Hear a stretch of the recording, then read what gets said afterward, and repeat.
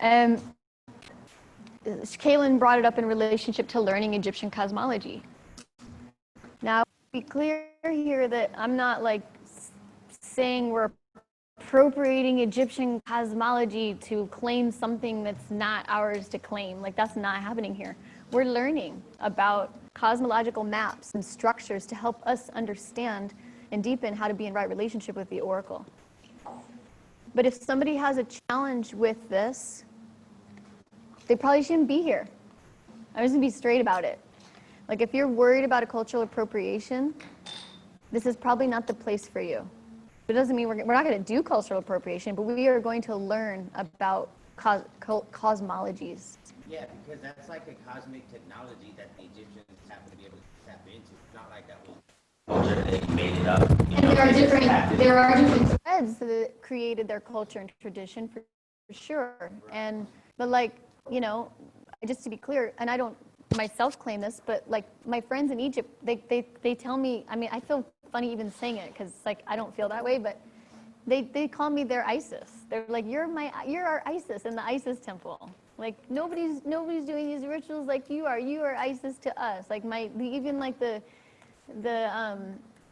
person who's in charge of the Philae temple said that to me. I mean, I don't feel that way, obviously, but I feel in good relation right now with Egyptian technologies that I'm learning. I'm not an expert. I'm a student. I'm not claiming anything. I'm just here. I'm just learning. And same thing, like when I spend a lot of time with Native traditions, Native American traditions, particularly particular tribes, and I'm just a student. Same thing with Kundalini. I'm a student of Kundalini. But if somebody's concerned, like I have feathers here, but these feathers were made for me, for ritual. And some Native traditions are like, you should never use those feathers outside the teepee. But I asked, they're made for me if I could use them in the oracle ritual. So like, I feel good about my relationships that are brought here to this altar. If somebody is uncomfortable about it, this is not for you. You know? I just want to say that. Now, in terms, am I Egyptian? Maybe. Are we talking pre-flood or post-flood? Because I definitely feel Egyptian, but my DNA doesn't say it. Dang it. You know? I mean, just not this. Exactly. But like, are we talking pre-flood or post-flood? But like, man, when I'm in Egypt, I don't know why, but I feel it more than anywhere in the world. Even though I love my Chamorro culture, I love my family, I love my tribe. I was raised in a tribe. I was raised in a clan. Like, I would never dishonor my lineage. I am Chamorro.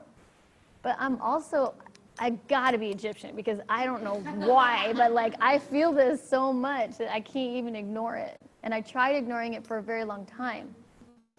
Like, you know, when the name Isis was given to me, I like never looked up, I just like, I never like made an offering to Isis, the statue. I'm not Isis. You know, I wanted to be clear with the spirit that I'm not claiming to be Isis. To be clear. So I spent time with Hathor, spent time with Anubis, and Tehuti, spent time with Hathor, all of it. Till finally, I had to get into the fellowship of Isis, and for the high priestess to say, Isis in the fellowship of Isis. And I still didn't get it, you know? Even though I was initiated in the fellowship by her, you know? And I was like, no, I'm just Isis. And I am just Isis. That's it. But then I'm also in relationship with Aset. You know? So if anyone feels uncomfortable about anything that's happening in here, this is not the place for you. I just want to be clear about that.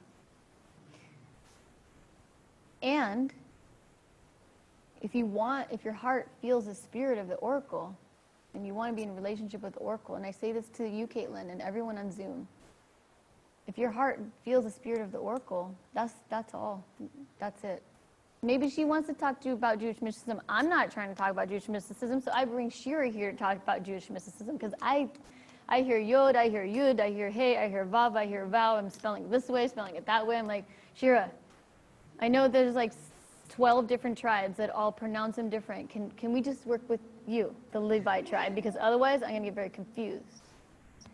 And so we have a marriage in the Kabbalist tradition. And I feel with Shira being here, I feel good about learning the Hebrew language. Without her, I wouldn't be offering the Hebrew language here, because she raised in this.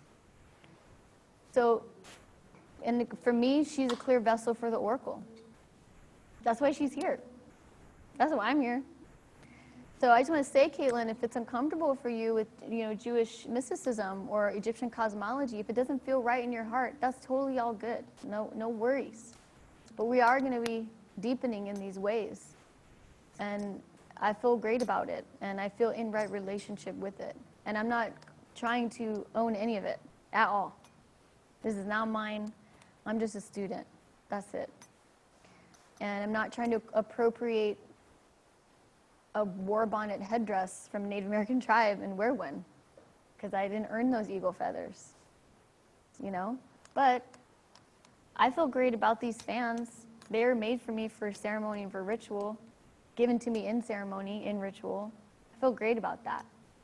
I feel really, really great about this crystal ball given to me in a ritual. I feel really great about all of these divinities and these statues that I picked up in Egypt while I was studying with different Egyptian teachers and doing ritual and ceremony there per their loving embrace. I feel really great about it. I feel really good about it. Even these doll statues here from Kenya, they're made by this man I met from the Maasai tribe, and they're oracle dolls. I feel great about them being here. They love it here. They're stoked. Even these, these are little star stones that they're Caro star stones. And I've worked a lot with the Caros, Donna Berta, Donna Bernardina, and this meteorite here. I've done most of the a lot of the Karpa initiations, and they invited me to care for these for a while and take care of them. I feel great about it. I'm not trying to own to be Caro, but for some reason the Spirit wants me to take care of these right now. I don't know for how long, but same thing with the Ancestor Stone in Hawaii. The Spirit wanted me to take care of it for a while. I'm really excited that came up, and I'm going to go with Cassie and we're going to bring it back. Sometimes these sacred tools just want to be a part or help out or support us in our learning, but not attached to them. I'm just going to take care of them as long as they want to be here, and then when they continue on in their own flow, in their own journey, I was just blessed to be with them for the time that I was here to learn. We're not appropriating anything here. We're just taking care of things.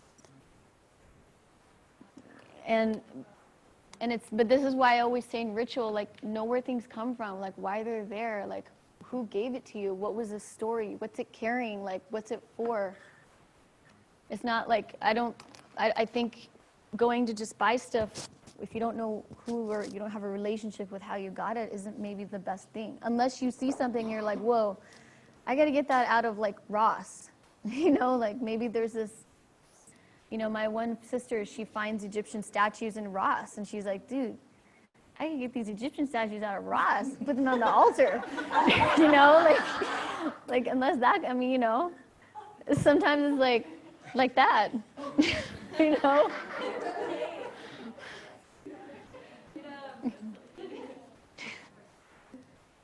just going to put down some cedar for all the ancestors and all these peoples and all the lineages that we're learning from, everything here that is teaching us. And for you. Thank you. Collects it all. The oracle. For the oracle. Can I ask a question? Yeah. Offer you a chance to maybe elaborate a bit on the languaging of if someone's uncomfortable, this probably isn't the place for you. Because hopefully there is space for people that are uncomfortable and to have certain types of conversations and things that come up. But yeah, we can, but I wanted to, yes, thank you. I wanted to say that around cultural appropriation because I feel like in all the years that I'm still learning, all the years I've spent learning about cultural appropriation, and I'm still learning, humbled fucking up the hootenanny around that one. It's there comes a point where it goes too far. There comes a point where it goes too far. And as we're learning about our cultures and our traditions and where we come from, and learning about how to care for our ancestors and care for our bloodlines, and learning how to be in right relationship with other bloodlines and other spiritual traditions and other technologies, sometimes it goes too far. Because a lot of us are spiritual orphans. We weren't blessed to be raised in tribes, blessed to be raised to have spiritual technologies related to our bloodlines. Most of us here are in that pit situation. Some of us were blessed with that. And, and most of us are colonizers. We have bloodlines of colonizers. And oftentimes probably we're colonizing to find a connection to the spirit again. And I personally am going to stand by learning about how to be in right relationship with tools and traditions and spiritual technologies, and get schooled up the hootenanny as much as I need to be in right relation in a good way. And also, I stand by a circle, a council where spiritual orphans can come together to get to know the sacred.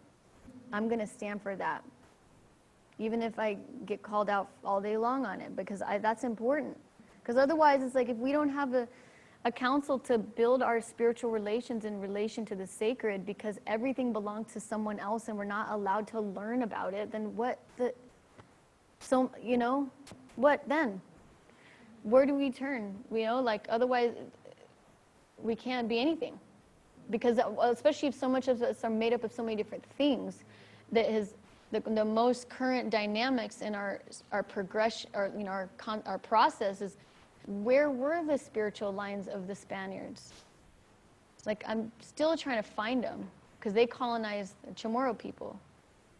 And the duendes are the little people, but we didn't call them the duendes, but in the Chamorro tradition, we call them the duendes, and my grandpa channeled the duendes, but that's a Spanish term that came in Magellan and colonized us and all the trauma around that. But they're the little people. The Spanish saw them, so did we. We just have a different, we called them the spirits, the Meninti, but it took a long time to find that.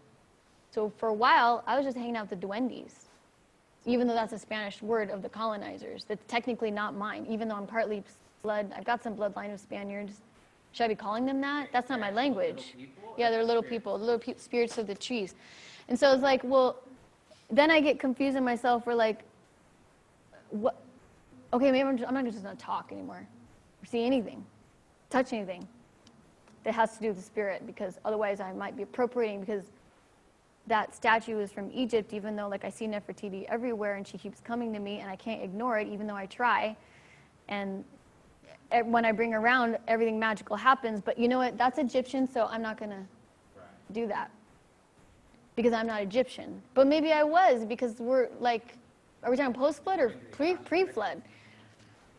So it's just so much, at least that I'm learning, being a Chamorro woman, being of a colonizer tradition, being colonized still to this day, and being colonized to start to colonize.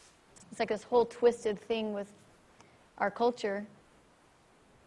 I feel really close to Nefertiti. We're tight. We're tight. And I can't ignore it. She's been erased, eradicated. If anyone tried to, except for that's why we're going to lead into you. We're going next.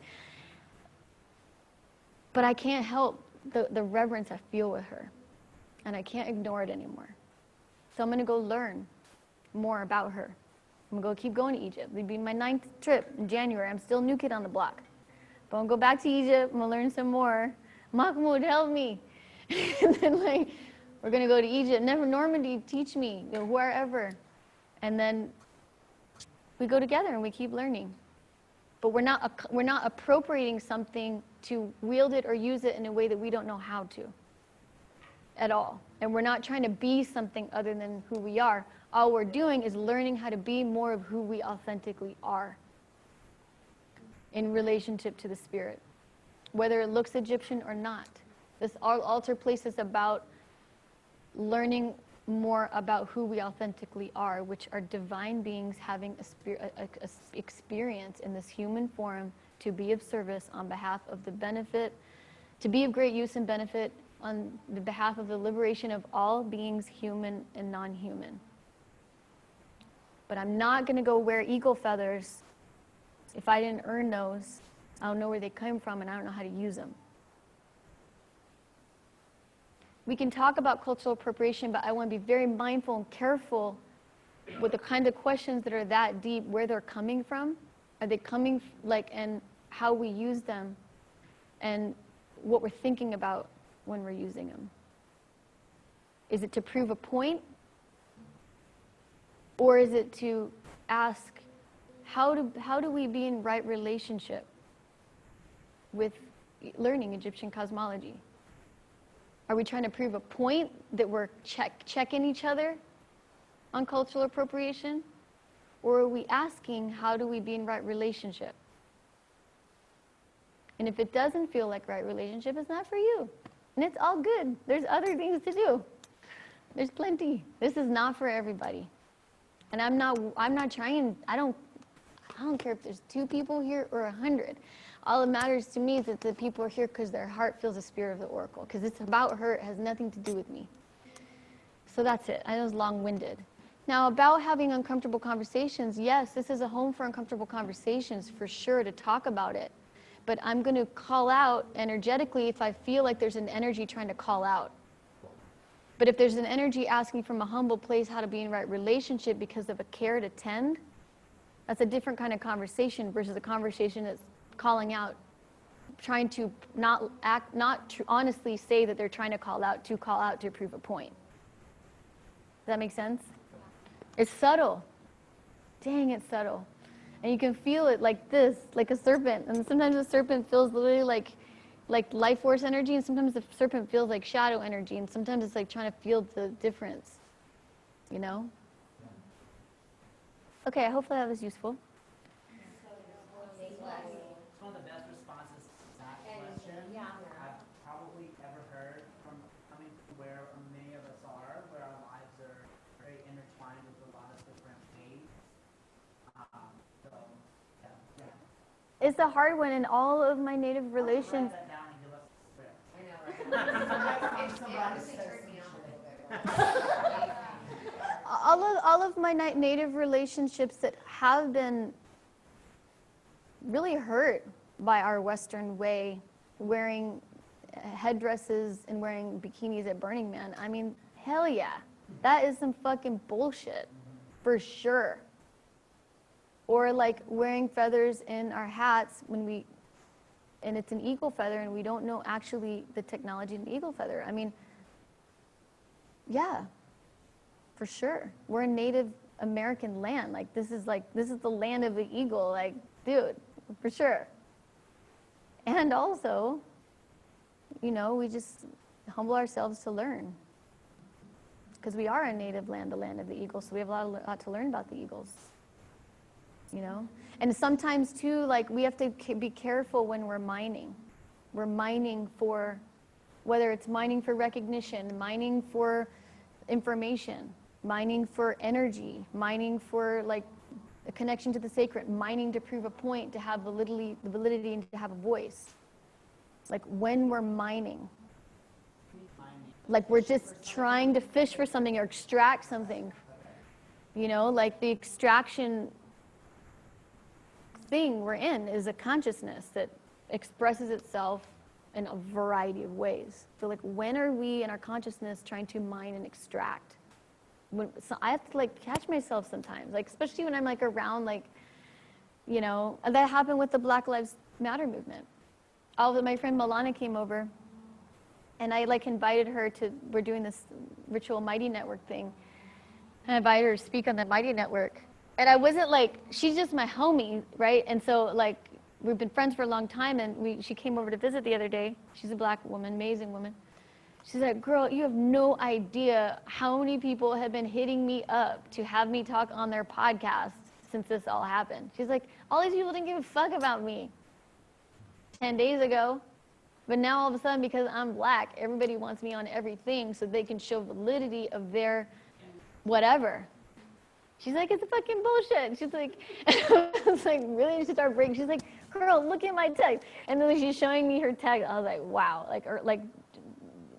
Basically alluding to the amount of mining to have validity, to have a business that's showing that they're bringing the voices of amplifying melanated voices to their business to show that they're a reputable business versus actually really caring.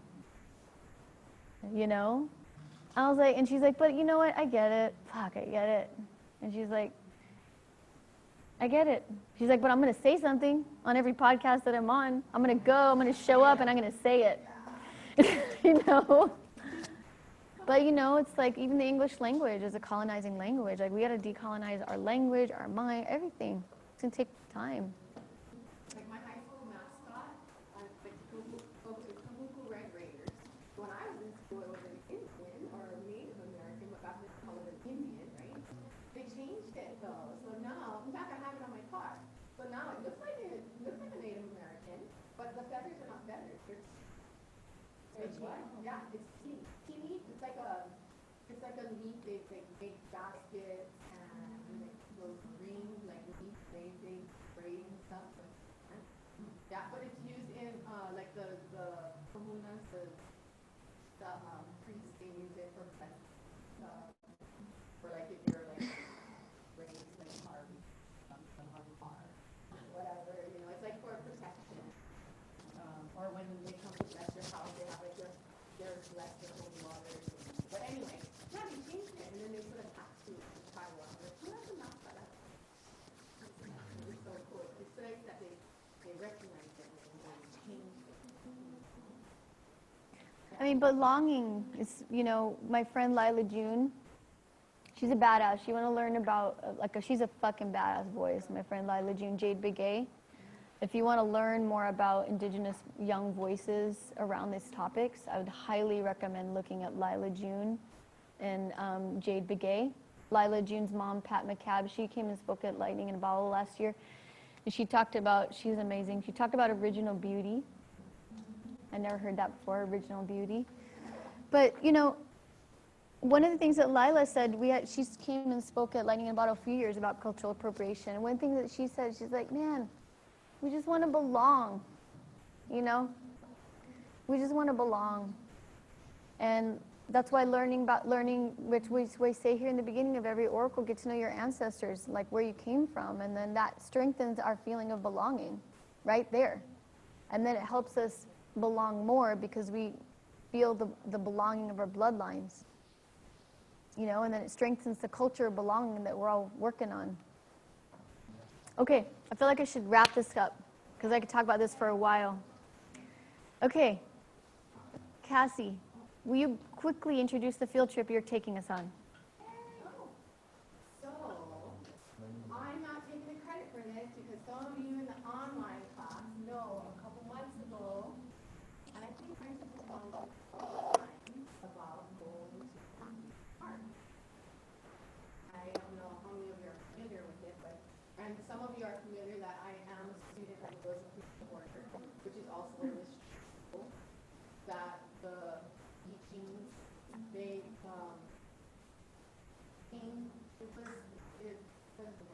it re-emerged in 1700s in France, but the tradition comes from Egypt, which of course is from before then, from Atlantis, but Akhenaten is the pharaoh, the husband of Nefertiti, the pharaoh that reorganized the mystery schools of the tradition of the Rosicrucian Order and continues to take this forward across. And so at Rosicrucian Park in San Jose, California here, there is a whole park that has, some of you may have been there, it's the same grand lodge or temple. There are temples and lodges all over the world, but this same grand lodge. And there's about 250,000 members worldwide. They have Egyptian museum. It has the largest collection of West Indian. There is a labyrinth there. There is a it's called the Rosicrucian Garden, and the garden is designed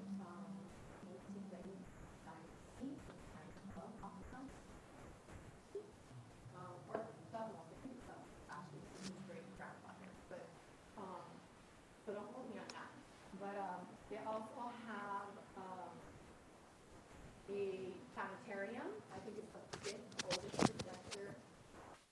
Coast. What else? Oh, and then they have the beautiful temple, which every Monday through Friday, they have what we call Council of Solace. It's a guided meditation just to send out like peace and love, or you can put a petition, like maybe, you know, someone who is ill or having a difficult time. And then we also like do a meditation for peace, like for different things going on in the world or whatever. But that's the only time non-members can go into the temple, because other than that, you have to be a member, and we use, you know, passwords and secret handshakes and stuff to get in. Yeah, it's really cool. And so I mean, of course, there's the pandemic now, so and we have to wait till that's done. Oh, and another thing, so the meditation is Monday through Friday, the guided meditation at noon, and it's not very long, it's only 15 minutes. But the museum is closed on Mondays and Tuesdays. So if we wanted to get everything, it would have to be like either a Wednesday, Thursday, or Friday. But when everything does open up, I am going to ask the Grand Master. She is actually the master, or I should say the Grand Master, because the temples have masters and then they have ritual officers. But the Grand Master, she oversees the United States, Canada, and the Caribbean, our Grand Master here. And so, and she's actually our Supreme Secretary. So she is in the higher council that is out of Italy. So she's part of that board. So I'm going to ask her personally if she can take us on a personal tour of the park and, you know, the symbolism of all the buildings, because there's multiple buildings there. They are actually, I'm not sure if you guys are familiar with Dennis William Hawk. He's an alchemist, and he wrote that book, The Emerald Tablet, one of the translations of the Emerald Tablet. And they are in the works of building an amazing alchemy museum right now there. And they have about 3 million right now. And when they hit 5 million, then they're gonna start building that alchemy museum.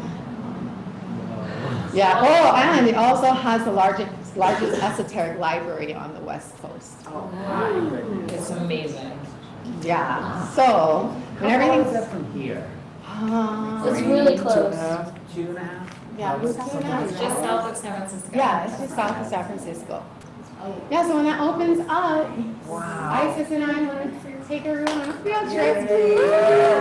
Thank you. Yeah, you're welcome. Can't wait. It's epic. It's not Hawaii, you guys, but. That's the next fun trip, field trip. That's the first thing that came out. Hawaii? Yeah, I was like, where are you taking us? Hawaii? I'm like, They, and the Rosicrucians funded the excavation of Telelamar oh, about Akhenaten and Nefertiti, which Yes. High Priest had tried to take them oh, down. yes, I forgot about that, so, yes, yes.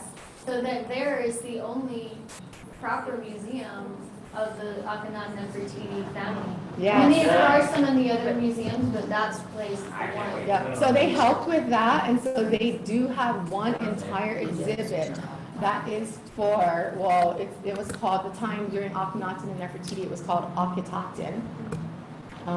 You know, because Akhenaten is not his birth name, it was Amenhotep, but it was changed. But yeah, I don't know if you guys are familiar that he was the first one with the idea of monotheism. I mean, that's going, like, that's another day, but, yeah, but that's right, Isis, like, it'll be amazing to see some of the stuff that came back that was a gift given to our imperator who had transitioned a long time ago. But what's nice about the Rosicrucian order is everything in the Egyptian museum, they said if Egypt wants anything back, they can ask for anything and we will return it. So it's not like they're like, They don't have any attachment to any of it. They're like, anything they want, they will gladly return it. Yeah, so, wow. can't wait to go. So no promises on the Grand Master giving us a tour. I will get her, but we'll still do the field trip though. But I will, like. And I've only been there, I went there for the Dennis Hawk weekend, but I would suggest that we allow ourselves a lot of time in that library. Yeah. Not rush that Mhm. library. I mean, if we're going as soon as I can manage to get a couple Okay, let's make an offering for that conversation too. I feel like that was a big one. Can we just make that conversation? It's a big one. Stage for that. Maybe like span us off or something. Me.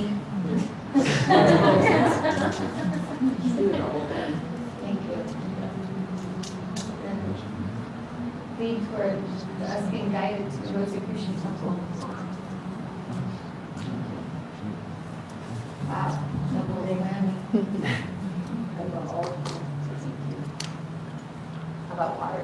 Water, is this? Yeah, thank you. That's a little warm, girl. You need snacks?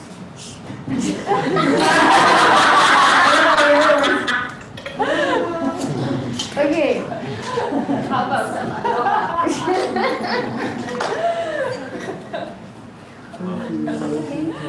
So just to like wrap that up, like, it's, I think that I'm glad Caitlin brought that up because it's really important to be like extra mindful of our tools, what we're working with, why, how we got it, everything.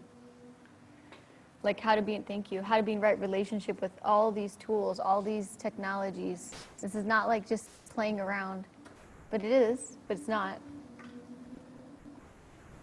So thank you, Caitlin, for asking that question.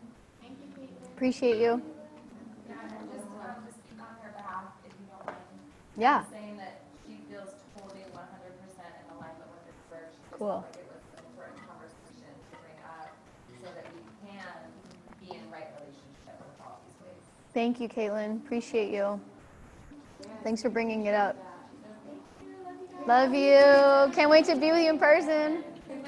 Leader on the fire for Caitlin and that opening up a tough conversation role. Yeah, that's awesome. Okay, so now drama's for the theater, so we're going to do some theater. So part of how, so remember we were talking about at one point, I just want to acknowledge my sister Eve here. We've been doing ritual theater together for 20 years. Love you, Eve. Thinking about you. Actually, the first ritual theater we did, she will be. The first ritual theater we did was with the oracle gatherings with the crystal ball. We did 23 tarot archetypes, our own archetypes. And it took us 10 years to get through all the archetypes. Each event was a tarot card. And of course, each one is a journey unto itself. And one of the tarot cards was King's Chamber. And the first time I ever did ritual theater with Eve, oh no, wait, I think that was the first time. And then we did the tarot after that. I asked her to be Sekhmet. And to this day, she's still Sekhmet, right? She's so Sekhmet. So yes, she's tuned in right here. The history of ritual theater, the first recorded ritual theater production, I said it before, I'll say it one more time, was in Egypt so far. I'm sure there was more before that, I can imagine. In the Horus temple, Edfu, Heru's temple. Some of the old stories of Alexandria, I'm sure everyone's heard of the Library of Alexandria. Some of the older stories was that, and they're stories, so I'm not saying anything's truth or not truth. I just am sharing stories that I've read or heard from people. One of the old stories is that the original library was in the temple of Horus, Heru. And it's in terms of its temple, it's just hieroglyphic information. Like you walk through it and it's nuts, like the amount of information that's in that temple. Some stories say that the Shemsuhur, which were the priests and priestesses of Horus, there's the Atlantean lineage and the Lemurian lineage. The Paut to the Lemurian lineage and the Atlantean is Shemsuhur, some of the stories. Was that the priests and the priestesses would go to train in the Edfu temple. And a lot of the original scrolls and the original library was there. And then it kept growing and growing, and then they moved it to Alexandria. That's one of the stories. And ritual theater was the first recorded one so far is there. And with ritual theater, it's really embodying the archetypes. So we can become vessels for the offering to be gifted into the web of life to make the beauty we want to see in the world and consciousness. And so we do this every year. We've been doing it forever. We do it all the time, actually. And we didn't get to do it this year because of lightning in a bottle, so we're going to do it in here. So what we're going to do is we're going to do this practice. We're going to invite everyone to get together in your pillar groups. So the east is that way, because that's the east, right? That's the east. East, yeah. South, what? Oh, we don't want to be the altar. Let's do this swastika style. East, south, west, north. Are you guys all? We're west. Okay, all the norths over there. Please go. Wow, the north is all over there. It's crazy. We don't need our notebooks, right? We're pillaring up? Yep. Where's the west at? Right there. Right here. Right here? Here? I'm maintaining the same thing from... Was it? Oh, God. I got fiery about that one. I got fiery about it. I mean, in a good way. That was great. Severe. Thank you. Sabina is like all up in this. I love it. I think it was Bill that said too how their tradition was that when you go to a land, you have to learn the traditions of the land. Yeah. And now with the whole appropriation conversation, I feel like we're just gonna, if we don't maintain things, we're just gonna lose these cultures. It's better to learn and be humble than just be like, oh, it's not from my own bloodline, so Right. I can't touch it. Right. That's a good point. It's courageous of people to pave the path of this Every single person here is just going to get triggered by something. And I think it's just like, it's a part of the journey. Yeah. Part of the initiation. Definitely. How are you?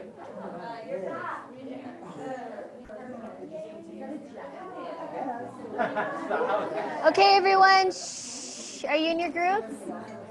Okay, everyone in your groups. I know this may be your first time actually seeing who your group members are, so go ahead and sit in a circle.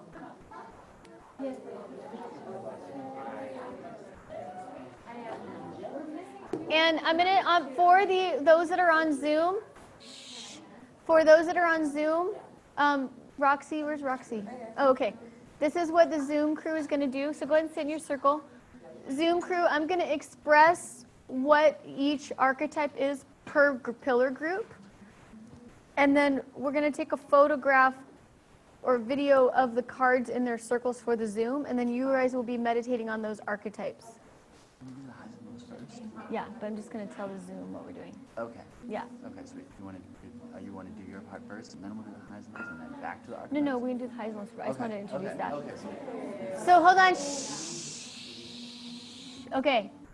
So what we're going to do first is, so Zoom, I'm remembering to make sure this activity may be hard with Zoom.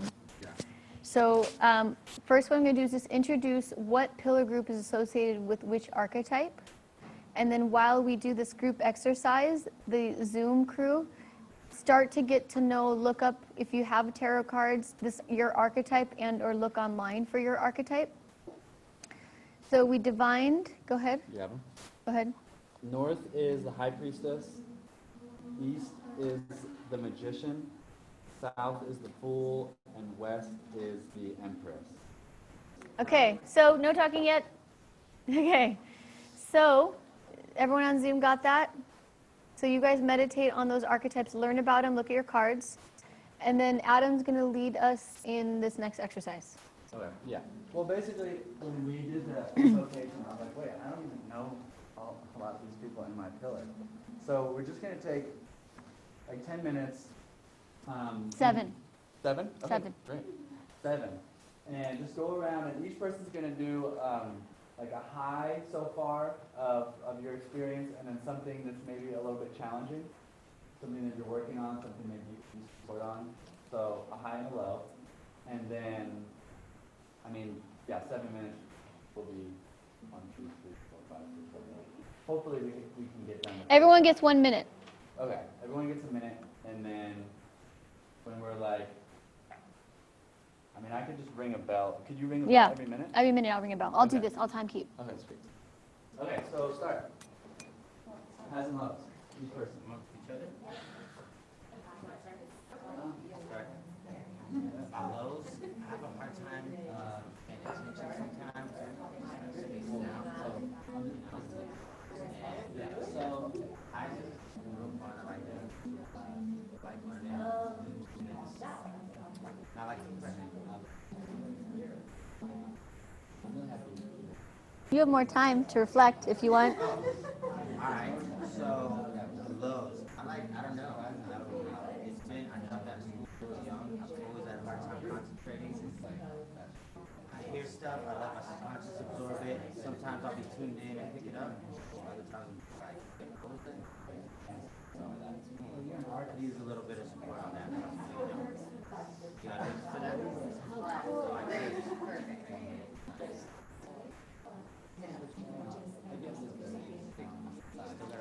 You got 7 seconds. We have a what? 4 minutes. 4 seconds. Okay, switch.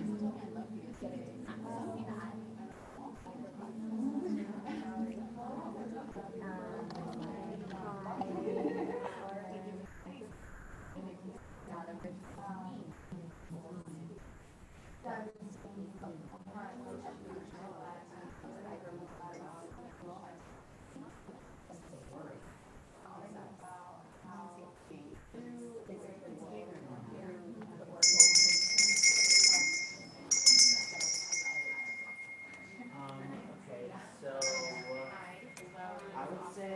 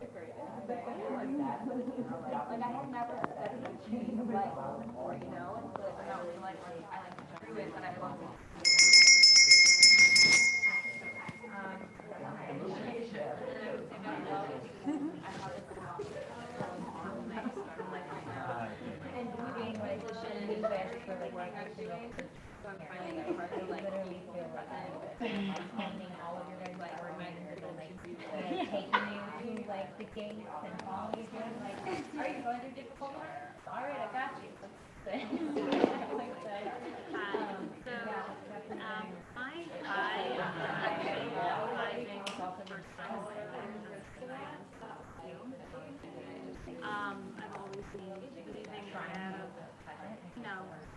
careers, paths, and first time I doing capacity, I'm like, oh my god, and I realized that I'm going to be like learning never ends. And I've always thought, oh, it's going to be great, and I'll be done in 2 years, or I'll be done for a year, and I'll be done. This is not start ever. So it's my high of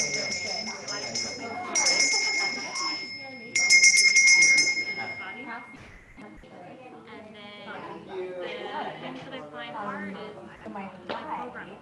Is that when we sat in the temple yesterday, got a text from a friend who hasn't texted me since October 22.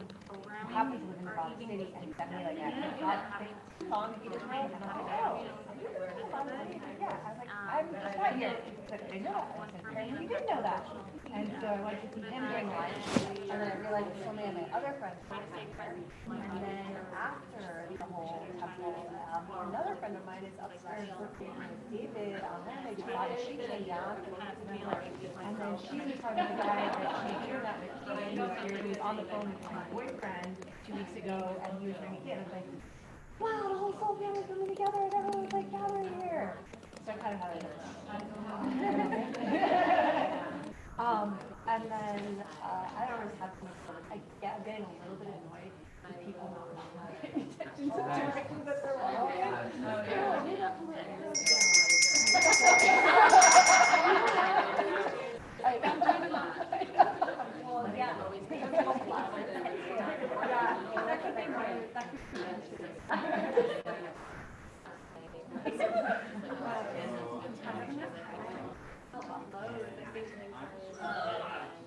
I think mine, I'm with the challenge.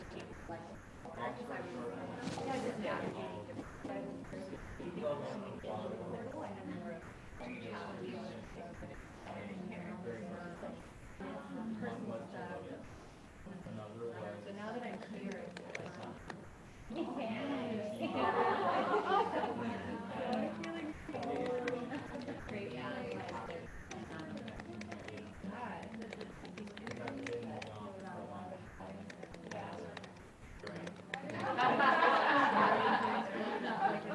So just seeing all the work on this is very powerful. And my main thing is I think I love the row. It's like totally feeding my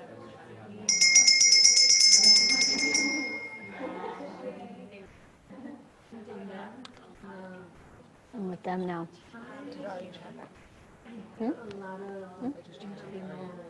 Oh, I don't know.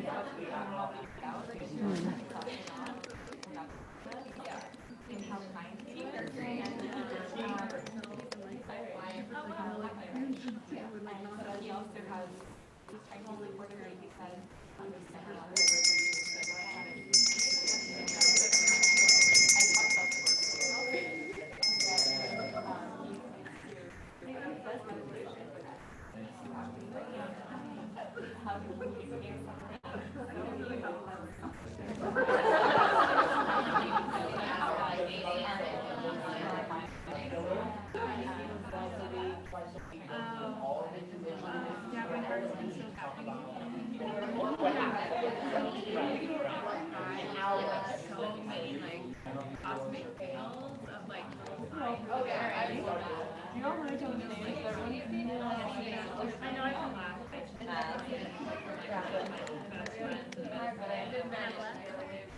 You know, there's been like all these little like signs.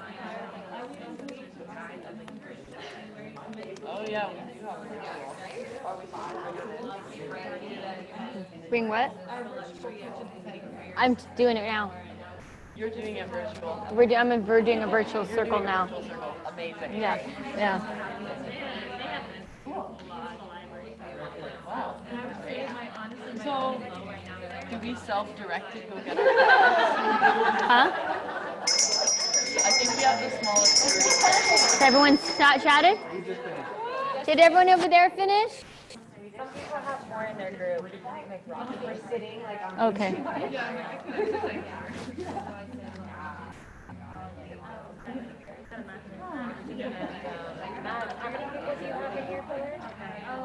I'm not sure total, but here we have 1, 2, 3, 4, 5, 6, 7. And then there's 9.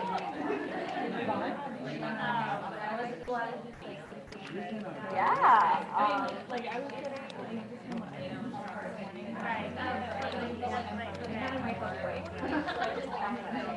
I've had a very similar experience. Exactly. Until I got them. I became the pillar of peace that I was like, I should probably investigate archetypes. Well, it seems to me like she's like the keeper of the magic. Almost like as though he was a scribe I feel like very well. Like she takes care of the workers. She's also like an alchemist like I think Hathor is like also okay, I don't know.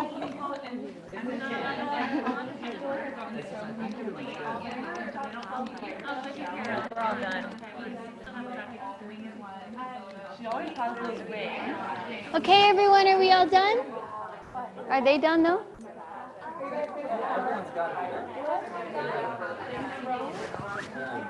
Roxy, you done?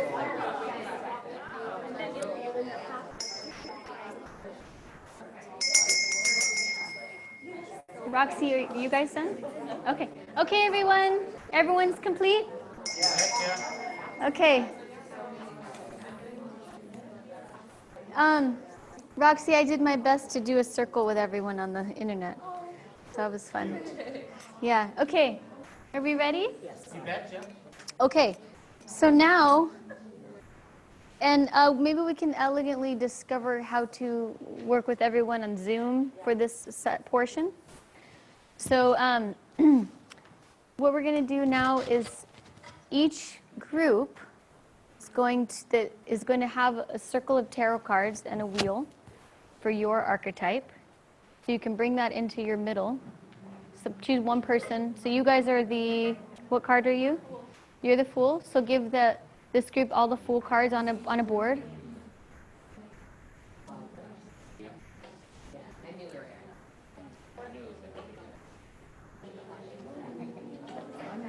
And then, and so for those that are on Zoom with your pillar group, maybe each pillar group that has members on Zoom can call them individually and get them on video so they can see the cards. Did everyone get that? Yeah. North? Did you guys get that in the North? You're all there. The Zoom could be their own little moment for a second. If they, Okay, can everyone stop chatting for a moment and just like real quick attention? So for those in your pillar group, that if there's somebody on Zoom, please get them on the phone so they can see the card you have and be a part of that if they want that. Okay? Now what we're going to do is we're going to have how many minutes, Adam? Let's say 5. We're going to have 5 minutes for each pillar group to get to know the tarot cards of this archetype that you're embodying together. And get to know it really well, and there's a good reason why. So, okay, I'm going to time it. Ready?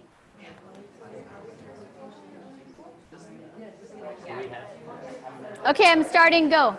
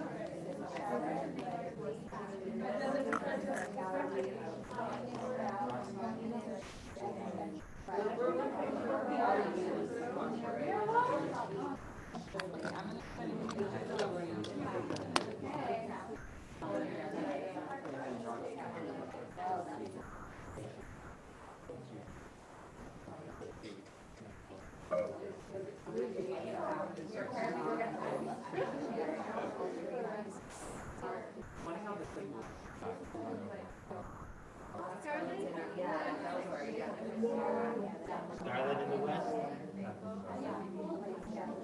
that's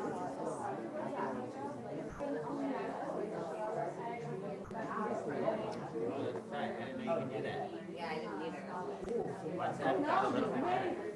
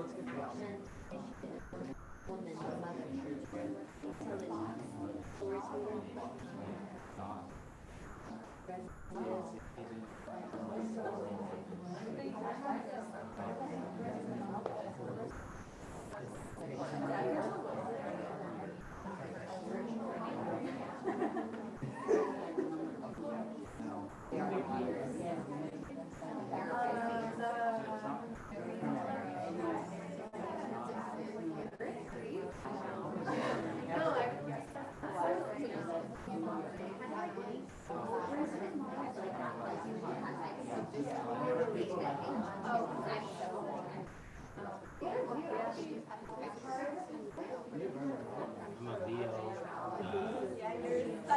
Scorpio rising, Pisces moon.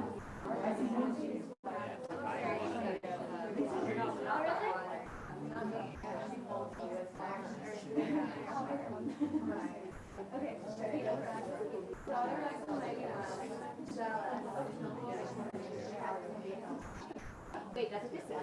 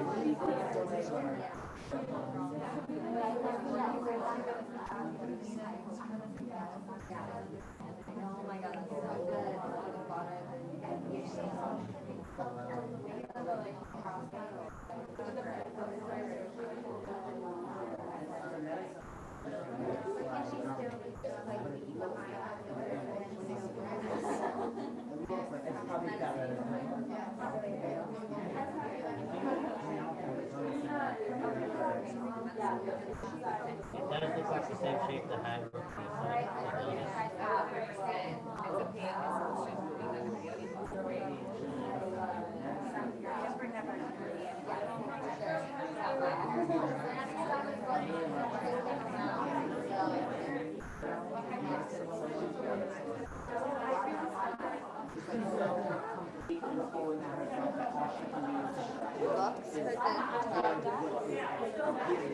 I don't think I brought them.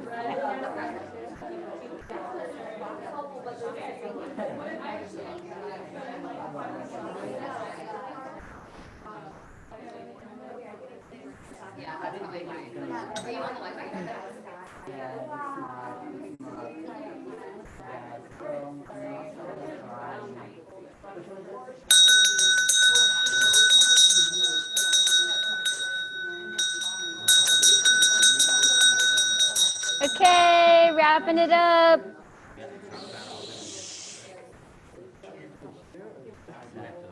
Just right here, right? We just moved the center. We can? Yeah, but let me say, okay, everyone. Wait, Adam, come sit with me. Okay, everyone, can I get your attention now? Okay, so we're gonna do our first ritual theater exercise, and before we do that, I just want to acknowledge in the Egyptian cosmology, we're gonna do a sculpting game, and in the Egyptian cosmology, Khnum is the potter. So Ptah, the Egyptian god Ptah, creates the space creates the heavens so that there's a space with Geb and the earth for us to be. And then Khnum, the potter, sculpts everything inside of the earth and the heavens. So they say, oh yeah, Hansen, okay. So Khnum sculpts the humans, sculpts the trees, sculpts the plants, sculpts the animals. He's the potter. And they say the soul of the potter is in the pot. So Khnum is very much a part of this practice and exercise. The soul of Khnum, the potter, is in this exercise. Okay, so what we're going to do is we're going to need to move everything here. You guys can keep, yeah. You can keep your wheels with you, but then when you're done, please return all the cards back to us. And let's put that over there. Oh, well, because he put it over there. You can go over there with that. Okay. And so, everyone listening? So, Adam, please share with us what we're going to do. Okay, cool. So, as she mentioned, we're going to do, this is really like low risk theater. So, there's no talking. It's a silent exercise for the most part. Basically, so east and west are going to start first. So let me just explain it first, and then you can go to it. So east will be in the middle, and west is going to sculpt east into a sculpture that embodies what card you have, right? And then you'll switch. So east is, and west is? Empress. So east is going to sculpt the west as magicians. And then west is going to sculpt the east as empress. Yeah. Okay? And then, we'll get a chance to look at it and then share back what it was like to sculpt, to be sculpted, and then from the perspective of people that are watching, what that's like. But the north, so when east sculpts west, the north and south reflect what they see. When west sculpts east, north and south reflect what they see. And then when the reverse the other way. Yeah. Did you guys get that? Yeah. Okay. And then at the question. We're not talking while we're sculpting? Yeah, so there's not a conversation with your group about, well, what do you think? Should they have a chance to plan? I think you get 3 minutes to plan. Okay, cool. Okay. But can we direct them can you Yeah, great question. Exactly. So if you need to communicate, Isis, can you hear us? how You're on you want Zoom. the person to be shaped, that's totally fine. And be mindful when you're touching someone's body. If you don't want to be touched, please communicate that. Or if you want to be touched in a certain way, please communicate that. No, I'm serious. Can I what? Yeah, absolutely. Yeah. But if you just like to watch, that's okay. Okay, sure. So what do you mean by sculpt? A group? Like clay, if you're playing with Play-Doh. Yeah, so for example, let's say I'm here, and then let's say you want to make me into like a tree. Okay. So I'm gonna lift this one, go like that, and up. So we're gonna adjust people. Yeah. Yeah, you sculpt them. And then one thing, as your group, if you know where you want a front to be, communicate that so that you're on the same page. And then after, it's like, let's say, Rowan sculpts me as a tree, and then Laura's like, oh, I kind of want the tree to be like this. You can make adjustments and then step back and then really fine tune it. But yeah. So you get 3 minutes in your pod to talk about it, and then you get a certain amount of minutes to sculpt and adjust, and then the other 2 pods get to reflect what they see. Yeah. All right. So just to kind of reflect what I witnessed there, just a short brief for things like this. For the play, if you make yourself receptive, we can do it without words. Versus being like, can you put your hand up, please? Totally. With that, intend the reality, and as the clay, feel where they're taking you. And that's a really cool way to kind of break the barrier that we naturally go towards language to reshape sculpting life. Yeah, thank you. Great. Okay. So one more question, then I'm going to start. So should we do it in silence?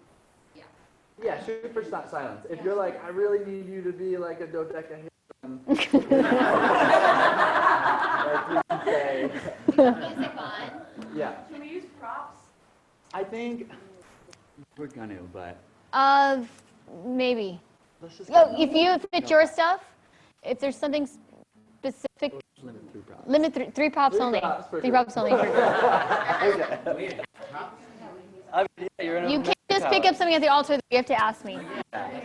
Okay, ready? Okay, wait, hold on. I'm going to time you. It's so fun. Okay. Everyone, quiet moment. You're going to have 4 minutes to discuss how you're going to sculpt, and then we're going to decide who goes first. Okay. Even if you don't know who you're sculpting yet. Okay. Okay, ready? Okay. Okay, I'm gonna go with him. Yeah. Okay, who's first? East, right? West sculpts east. Switch it up since we said east-west. Yeah, let's have North-south. the fool go first. Oh, nice. Okay. Yeah. Anything.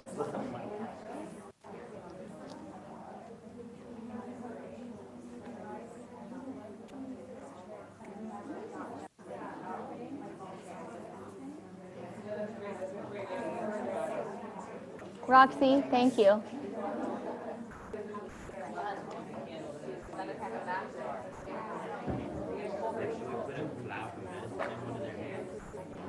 Are we sculpting the whole group? No, just one pod. One person out of the No, one pod. whole group? Yeah, the whole group. Yeah.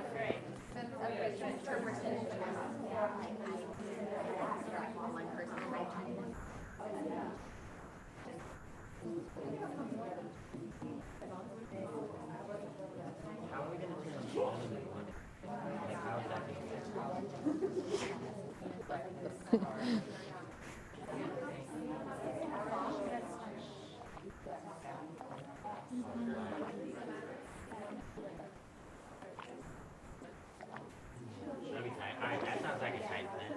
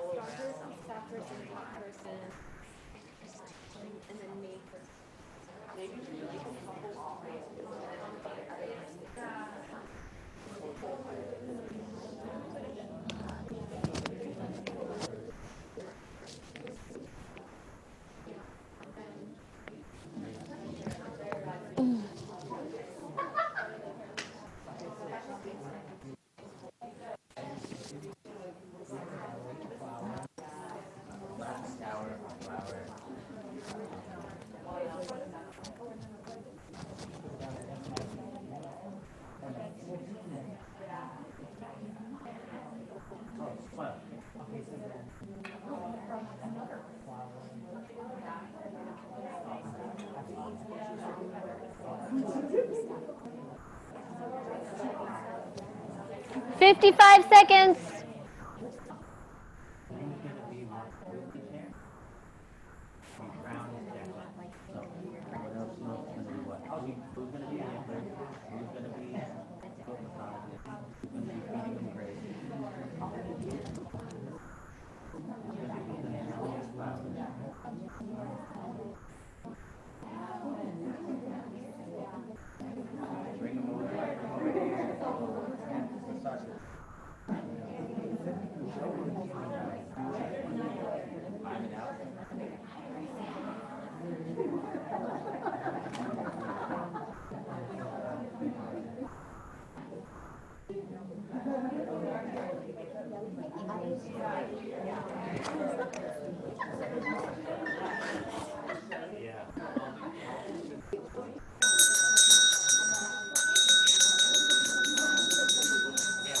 Okay, ready? Yeah. All right, so quick question. There's theater in the round or is there theater in a direction? Do you guys want to do sculpting theater in the round?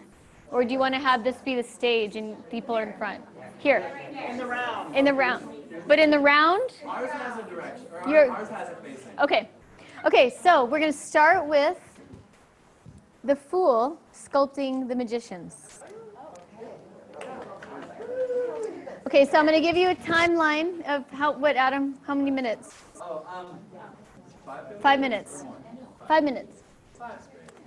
Okay, so the fool, you get to, so let's all the magicians in the center. Now, the east and west lines, you guys are going to get to reflect what you see. Out loud, raising hands, kind of a thing. I'll let you, after it's sculpted. Yeah, well, kind of, it's hard to pass it. Okay, so ready, real quick. We have, oh, you're north. Yeah. It's us.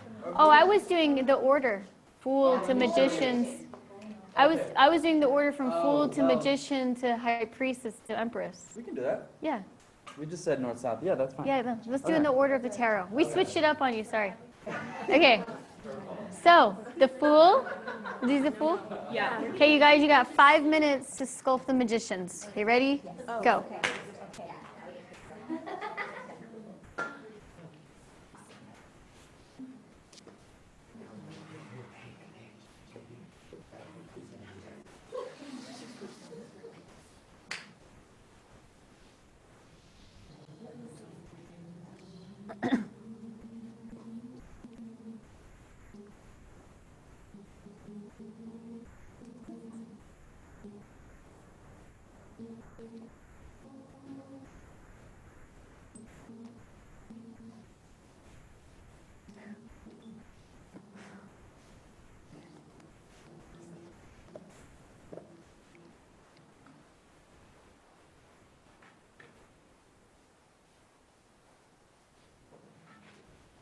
I'm going to bring this around this way. Vanessa, I'm bringing you around the front. I'm going to bring you around the front.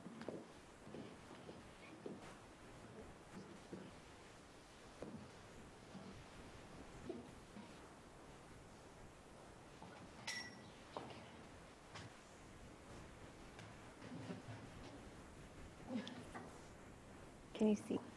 Let me see here.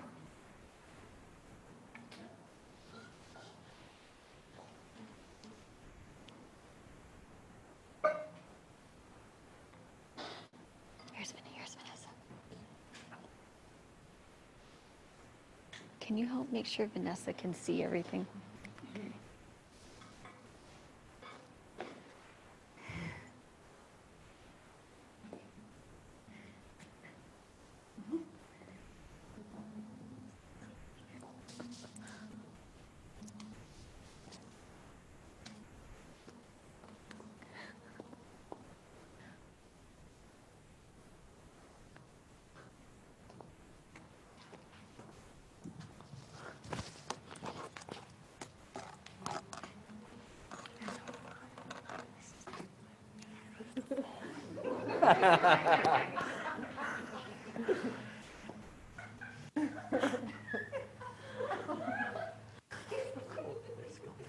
I know.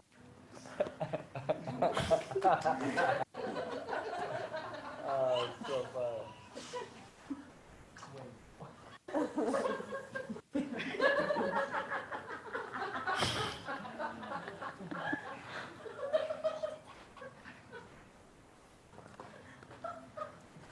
Okay, so the other, are you guys complete? Or are you still going? Okay, good job. That was like 3 minutes. Okay, so these two groups, you call them people. Or just Or popcorn, what you see. Yeah. What is? This is the fool? Okay, what do you see? Path? The path laid before you? And these are the challenges in front of him, but he's still jolly. So even though a bunch of people have dropped dead. I see a traveler with a dog. He could,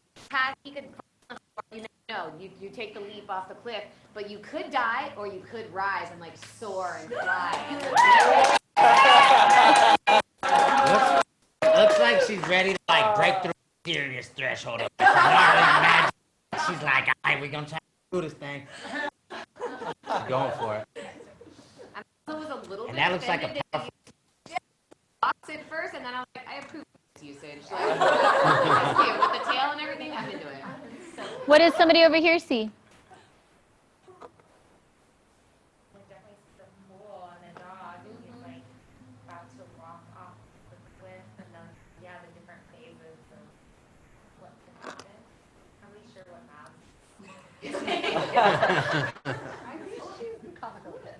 Oh, she's fallen.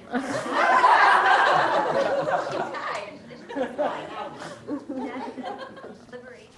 It's like taking this like risk, but also I see like the soaring as also even a guardian angel or being guided some way. Yeah, those are guides. Like, yo, don't walk off this cliff yet. Maybe They're like, also like ah. being led by spirit. Yeah, I would definitely get in like some goddess form with them, just like this kind of like Hecate. Was it the orca? What it looks like. Oh. All right. The sun. The sun. I think you got it all. You got it. All right. Good job. Yay! Okay, so next, the magicians, now the magicians sculpt the, what's the next card? What's the next card after? Whatever they were. Whatever the. No. The magicians now sculpt the high priestess. So magicians now sculpt the high priestess. Oh, okay. In order. Okay. Yeah.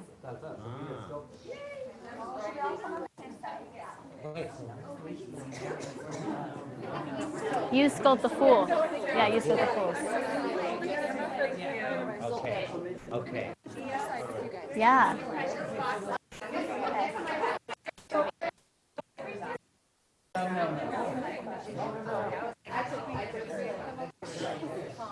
This is so fun.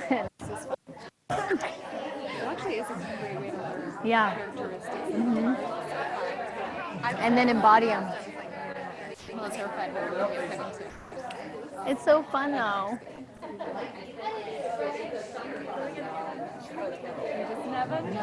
Yeah, exactly. Okay, you guys, you have 5 minutes, go. 5 minutes. Ready, begin.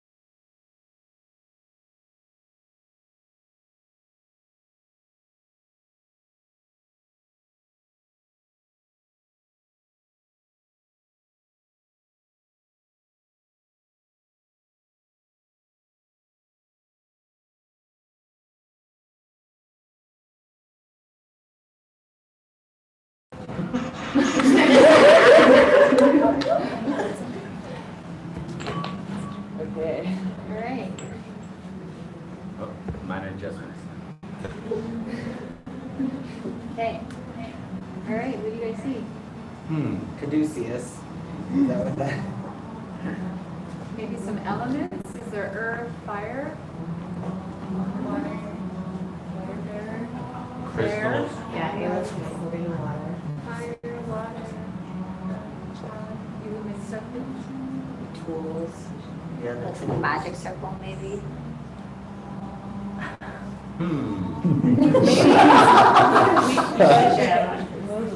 Yeah. You guys can stand up and look Is at Sonya either Oh, across? great. Oh wait, yeah, can we switch views? Let me get another angle.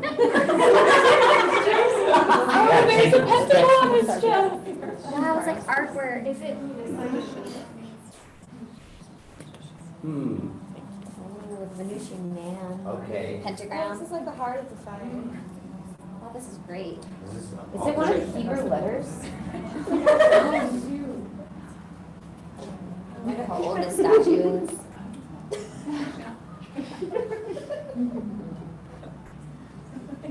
I feel like Adam's a So divination she's board. like a pentagram, and he's like a pentagram and laid down with a pentagram on top of it. I feel like they're trees.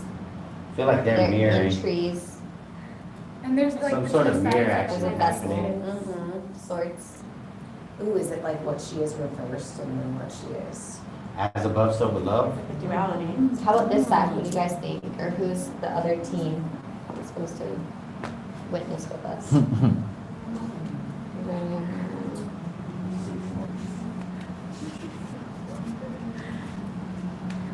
Maybe it's like a process of magical manifestation. Yeah, through the act. Yeah, foundation. Is this layers of things? Foundation, some middle points, some cool stuff over here. Yeah, so it feels like the snakes too, to me, or like chalice. And all the elements. Oh, the chalice. That's it. Chalice. Oh, a Table, chalice. pinnacle.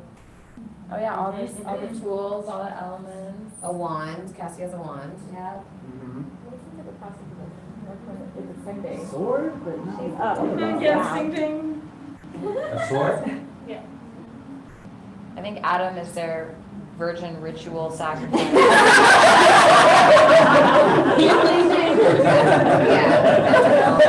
What is Sonya?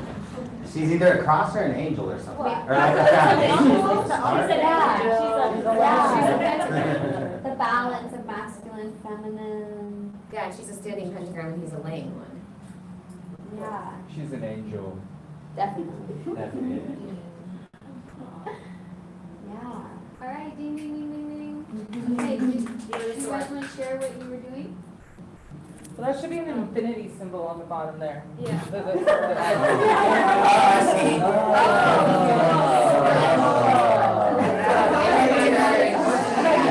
It's an infinity heart. Can we just show filters? That's some details that we didn't see.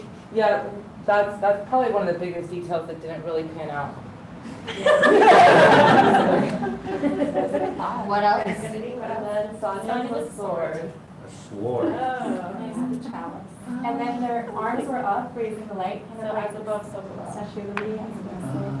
I almost said Statue of Liberty, but I was like, why would they make them the Statue of Liberty? Am I the Caduceus? Well, I think you were also a chalice, but Chalice. also Caduceus is very magician, Mercury, so. I saw her as a chalice. Is that how The crystal in the water, it's like the earth in the water. All right.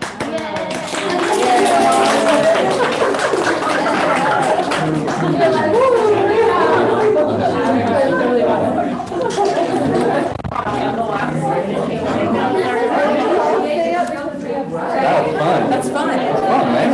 I could do this all day. Okay, now everyone, the high priestess. Very good sculpted. Good sculpted. But, yeah. Good sculpted. Who is it sculpt? Wait, no. The magician sculpt. The Empress. The high priestess. No, the high priest. No, the high priestess sculpt the magician. Yeah. Okay, sorry. Oh, yeah, okay, we're not. No, we are. You don't want the high priestess to sculpt the empress to go to the next one? Yeah, go to the next one. Okay. Empress thing. Yeah. High priestess. Go to the next one. We're gonna sculpt that.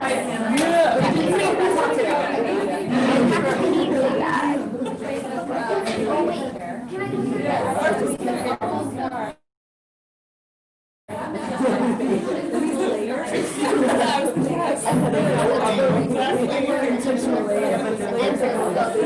Yeah,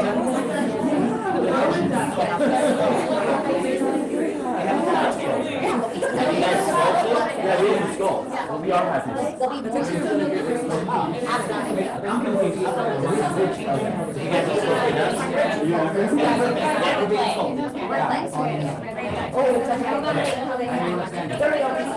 You ready? You got, I'm gonna sign you now. We're ready. Okay, 5 minutes, go.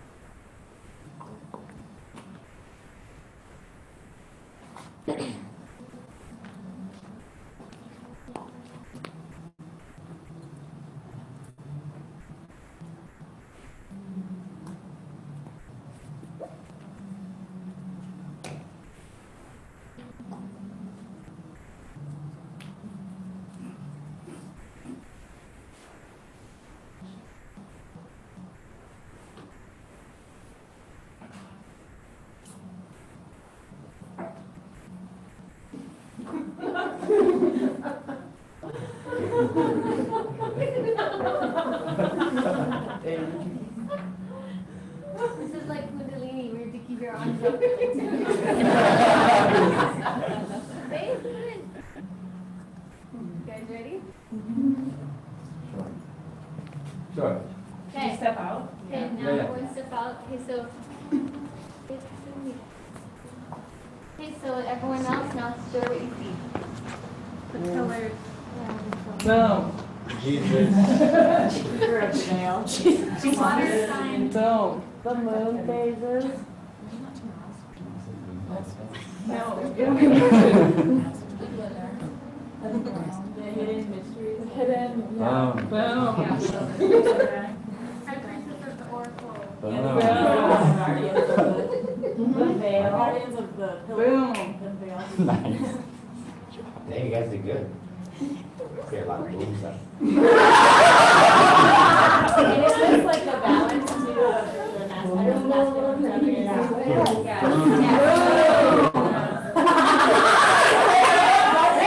What do the different hand gestures? There's a chalice kind of? And a sword. So he's got Boom, his boom. head. So Little demon monster. Boom. Just kidding.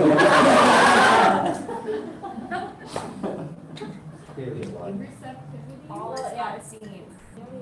And the unseen. Is it yoni or a heart? Heart, like it's heart. Heart. Yeah. Protector of the mysteries.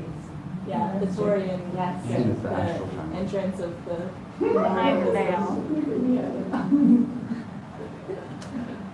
All right. All right. Yeah. You guys Yeah. Okay, so so the high priestess, so we have Boaz and Yakin. This is and the pillars that's in the Temple of Solomon. So in the high priestess card, we see the B and the J, right? One is force and one is form. That's why they're standing with their arms like that. And then the cross on the high priestess's chest is on the heart. And then this is the veil. And then if you can drop the veil. And then that's the tree, because if you look at the back of the high priestess, the pomegranates are actually the tree of life. And also, the high priestess is a pathway from Keter to Tiferet. Yes. So that's the knowledge coming from source down into the. And it's Hathor. He also looks like a Active with the solar disk. And then what else? Cool. Also with the tree, that represents the orchard because she's a scholar, so she's committed to these ways of learning and like going into The veil. the trees. Right at the gateway of the orchard. And your foot, the crescent moon, and then Oh, yeah. your foot. I know we had more because we counted according to us, and then when we have to like make adjustments. I'm like 9, so that's why we have to move Mia. Oh, yeah. You're like, wait, we don't have a tree.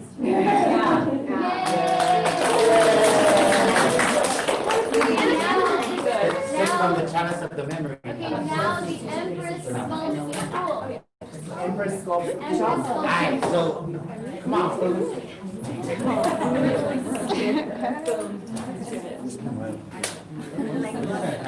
Let's have some lesson here.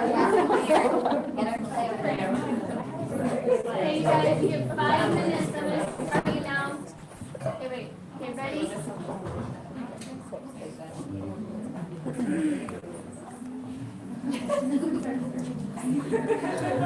Okay, you got 5 minutes starting now. Okay.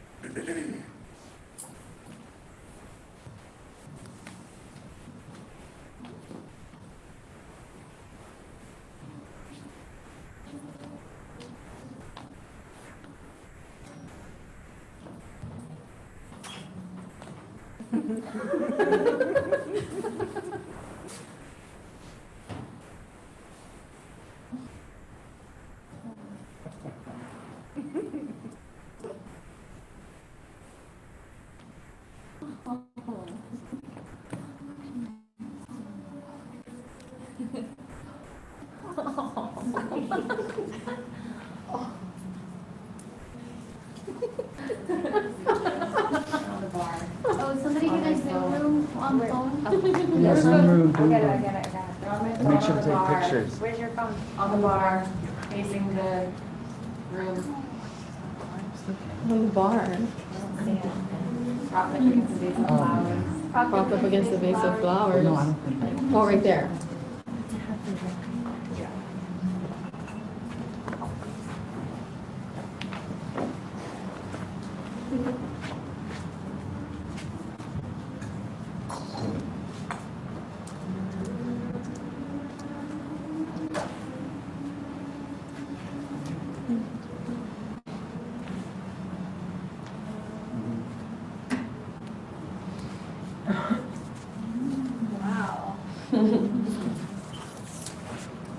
Everyone, what do you see? Wow. Well, what are the details that you see? It looks like Aphrodite, and the spiraling flames from her side represent her birth from water. So the one that just water between Okma and Dina. Amy's looks like she's Okma. offering something to her, and then Selena is Ina offering a rose. And we got the throne, Ruby's the throne, or Roxy, sorry. And she's fertile because she's carrying a baby. No, she's carrying a baby. Oh, Sally, and Shazi back there? Shazzy's over here. Okay. Shazzy's holding it down. Hey, Jessica, over here. Oh, is it He's holding it separate? down too. Not for good. Holding space. Are you just talking in this sculpture? Her sculpting was that. So what else do I see? Adornment at the feet, getting some spikenard on the feet. The throne, very mother. Yeah, the mother. Looking Yeah. up, Who are taking care of Jessica everything down here. and Shazi? Shopping at his heart. Father. Nature. Also feels like her, like the people are crowning her, almost like, you know, all these offerings like are being given to her, like she's like she has really stepped up and like deserved this moment. Like the people are crowning her. You know? Huge promotion. I feel like she's holding the earth. The earth baby. Well, but yeah, what are Shazzy's? She obviously has a human slave as a chair. Roxy is under her. Roxy and Shazi are down there. No, Shazi's up here. Oh, I moved Shazi. And Simone is Heather. She's crowned, she's crowning. Okay, so now it's the sculptors. Did we Any get details that anything? have been rotten? Nailing it. Oh, really? Yeah, I mean, we didn't do it like the tree, but yeah, like that Saba is also the mother, like the ancestors passing the lineage along. I saw that too. And then I put Shazi back there, one, because we didn't need two people to make a throne, and two, because he's kind of like out of the center, but I feel like the Empress gets to be who she is because the Divine Masculine stands guard and protects and keeps safe and is led by the heart. Then we have, this is our beautiful, abundant harvest. She is the wheat. Beautiful wheat. She's a She's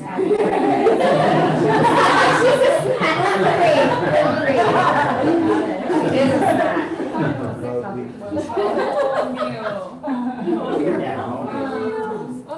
All right, alarm went off. Yay!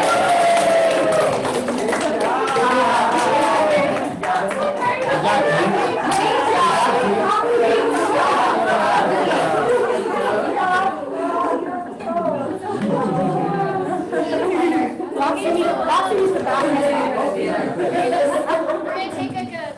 In the car. Oh, yeah, In the car. can we gather all the cards? And then let's circle up. That's her. Oh, yeah. That's her lover.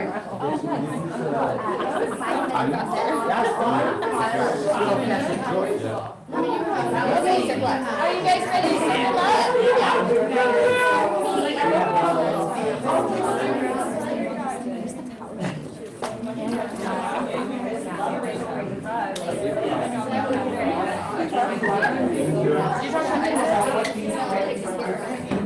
Yeah, that was excellent.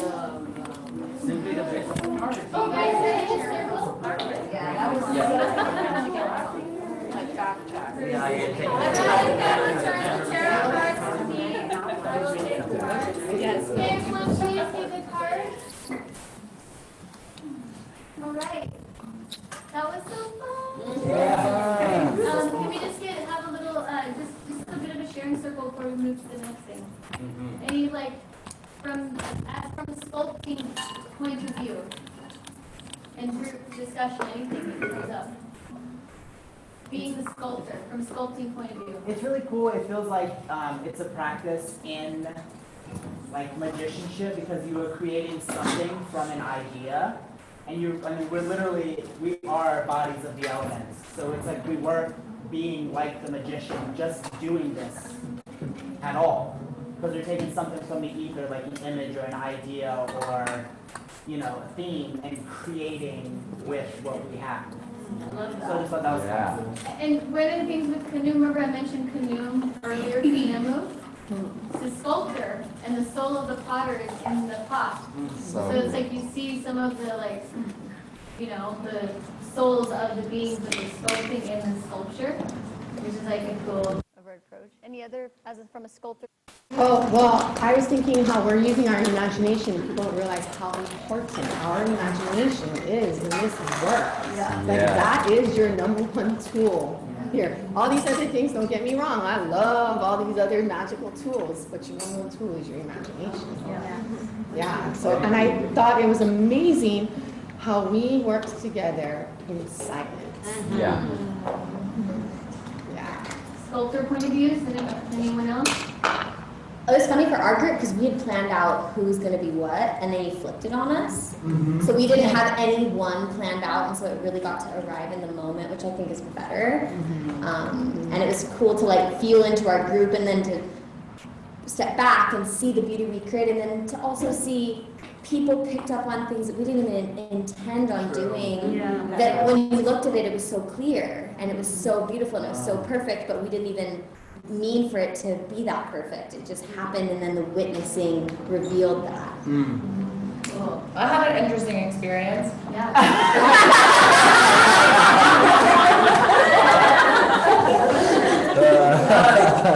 Oftentimes in theater, I find myself like in the spotlight, or like directing, like seeing the whole thing, or like in the center of the whole thing. And so like right away to be one of the first people that was positioned, and like I don't have a clue what the whole image even looked like. And I was just like kind of like, it was for me, it felt like really an exercise in trust. And sometimes I find that in ritual too, like I don't always know like all the details of all the different intricate parts that are happening, but I was able to just really surrender to like being a part of a whole and trusting that like what was ever being created around me was perfect. And just that like every single part is so important, and like I was a foundational piece, literally. But like, just trusting my people that were there with me to make something beautiful, and just to like do my part in it, and like there's no small roles, right? And just whether that's in theater or in ritual, I think that's really relevant in both. I like that. So from being sculpted point of view, I recognize Hannah as, it was such a beautiful moment. Like I really saw her in this, like almost, it was like this remembrance for her, and it felt like this initiation. Like I could see her eyes, and I could feel like me looking at her. Like it was so real. Like it was such a moment for her. I saw her face just lit up, and it was so, I like literally was rubbing her feet, and like you just feel like, yes, Empress. Like it was so powerful. Like theater, but it's so much like. I was getting all those energies from you to the Empress and to me up there. I could feel it up there. Yeah. Really special. And it's funny because I grabbed you to give you that experience that you appreciated her having. So nice. And then whoever had already, I can't remember who already sculpted Hannah there, but that was. And we had a moment where our eyes, it was like so much more than right here. And she winked at me, and I just saw this like eternal wisdom and knowing, like it's full reflections all the way. Yeah. Incredibly. I love you so much. I love you too.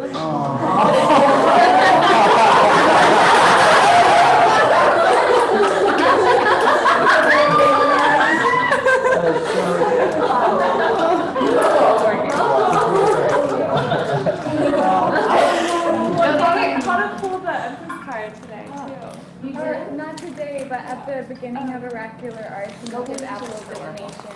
It was Empress. So it was just very cool to be able to. I have a theater background. It's the only thing that I studied the most, and it was just very fun to be able to embody something. And I got away from it for a long time because of embarrassment and stuff. So it was nice to be like pushing that, and then also just have the whole trust of everyone around me and my pillar, like holding Roxy and like knowing like talking to her, like, are you okay? Like looking at me, like touching my feet and like seeing like the compassion in her eyes, looking over and seeing like just everyone surrounding, and I felt so held, and knowing that that's the energy we cultivate here is incredible. It was nice to be part of that. Nana, what do you think? Similar to what Roxanne was sharing, I couldn't see what was going on, but also it was really a practice of like surrendering to the divine will. They had no idea, like move this way, move that way, go like this, go like that, which life is like a lot. And then sometimes you're like, just be patient. Now you need to move again. And then, so I like, I didn't realize that until you actually asked the question, how similar it is to being guided by and surrendering to something that's not your conscious mind. I also really felt it kind of reminded me a little of the tiny bit I've done with the family constellation work of being like holding the energy of not knowing what we're doing, like what you're both saying, not knowing where we are, not even seeing the whole thing, but feeling so strongly whatever energy it is that we're holding in that constellation, in that archetype. It was really powerful. And then also as a witness, getting to watch the sculpting, feeling the archetypes. It felt so powerful to see the physical manifestation. Yeah. I thought it was really cool that I was the high priestess with the oracle board, and I just bought my board today. So, what an initiation!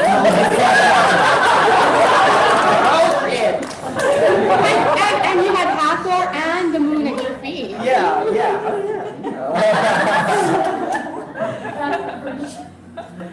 And to witness you receiving that same, like watch you receiving the download of it and accepting it for yourself as yourself, especially like how beautiful you look last night in your dress, girl, you look so cute. And just like, when I moved, like I got it, I was like, okay, now I'm offering and now I'm a mystery, and I know there were fewer of us, but it was so, I just wanted to give you that same experience like Hannah had, of like, this is you, this is your path, this is why you're here, we need you, get all the downloads, be blessed, and yeah, it was nice to be at your feet offering to you in the moment that I was. I actually love that you did move and witness, you move in offering and then to go behind the veil. Yeah, that was cool. That was totally intentional. I love it.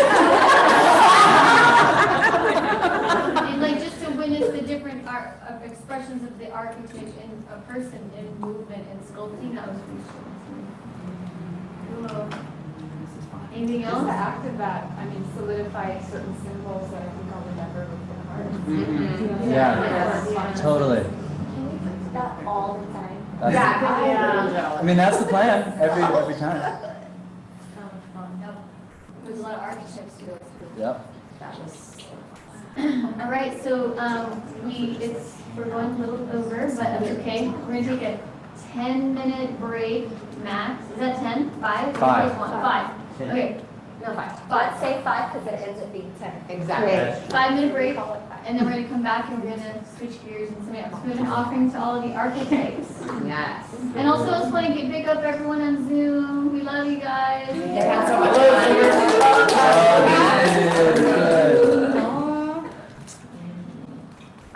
All right. Archetypes. We said archetypes. All right.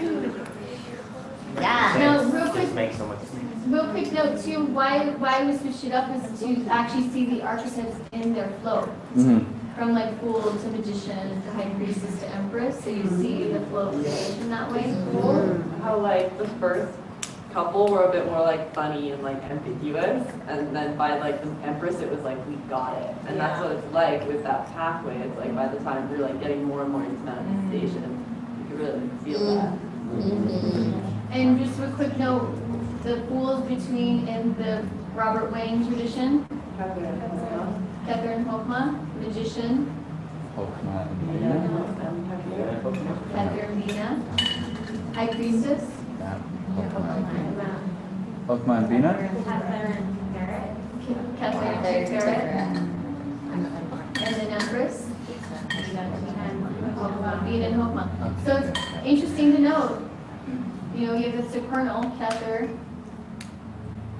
Hokma, Bina. You have the Fool, Magician. Then you have the Empress here and the High Priestess here. So it's just worth noting. Yeah, or the priestess. So the And Empress, this is the realm, this is the veil of the abyss. Mm-hmm. So it's just noting the high priestess and empress. So now what we're starting to do is look at relationships that way too, in the cross patterns. Okay, cool. So 5-minute break, and then we switch gears. That was so fun. Also That was for a good bathroom breaks, Brad said that we can use the upstairs bathroom to relieve kind of the bathroom downstairs. I thought we were because it's the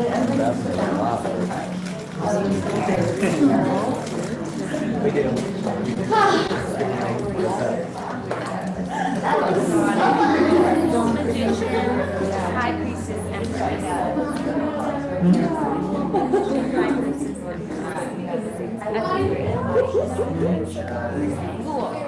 Well, yeah. Yeah. High priestess empress. This is going to make it easier for me to remember that. Exactly. Yeah, the shrine. The shrine is down like an arrow.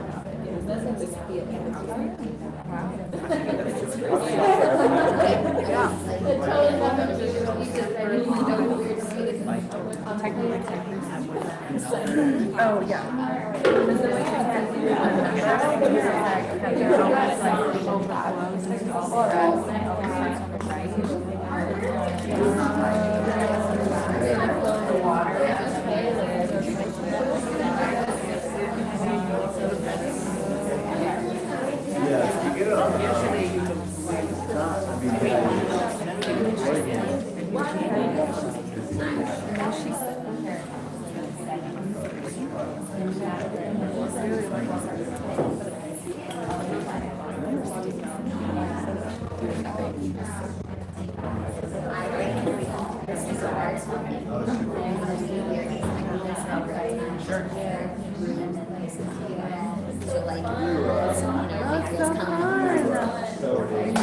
Excellent work.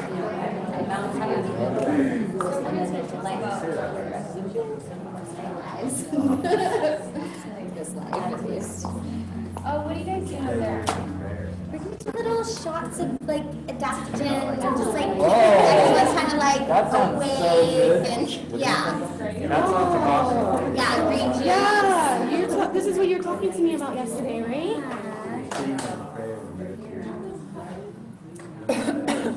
Sacrament water. Sacrament to me. Okay, so what? Good idea. It's vegan, right? Yeah. Is that Just a green juice. Is that what that is? That is what that is. With water. You can read it if you want. Oh. Peel back that corner. Oh my gosh, that smells good. Oh my gosh. What? Keep your cup with you too, and then you can get more. We're gonna do a July recap that FD Vessel through transformation this month.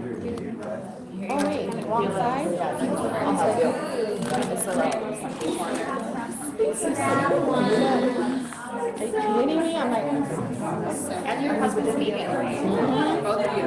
yeah. Good stuff. Oh my gosh, this is like liquid candy. It's literally like grains and grasses, sweetened with monk fruit, apples, and berries. Wow, wow. How's Mana? Straightforward. Oh my god, so good. Does she sleep with you?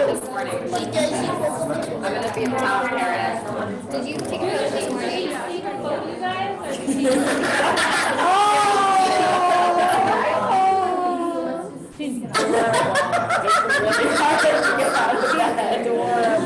Yeah. That's my cat too, but she's not a kitten anymore. They're so cute forever though. I just love kitties. You guys are sleeping, buddies? Oh yeah. So Jessica and I are sleeping buddies, and Zara and Sonia are sleeping buddies. Do you want some vitamin C? Ooh. Is it vegan? What do you mean I'm not? Yeah, Is it vegan? What, the whole line is vegan? There's one thing that has some green lipped mussel and velvet hemp, but otherwise, I want to see the they're right there. I can read it when she reads it. I'm gonna pour it first. This stuff is It's the bomb. And what's cool too, what I love about it is we're all eating the same plant medicines. They gather this stuff from around the world, highest nutrient dense superfoods, that is highest vibe things on the planet. So I'm in love, you guys. Yeah. Oh my gosh. Sure. I am in love. Yeah. Yeah, of course.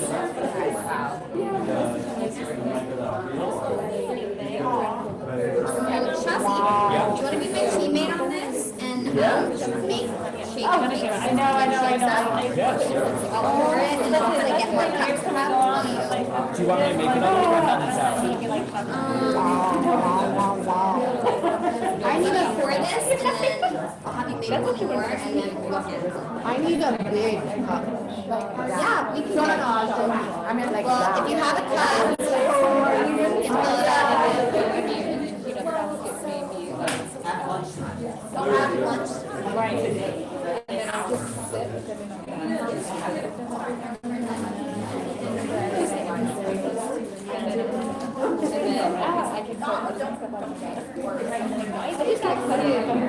I know, like I use that too.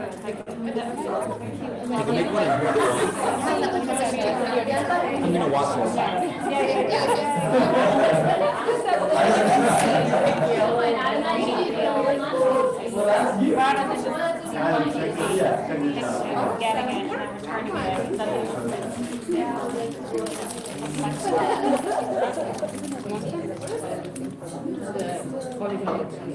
Yeah, that's all I read now. What is it? I call it power shots. And you get the actual.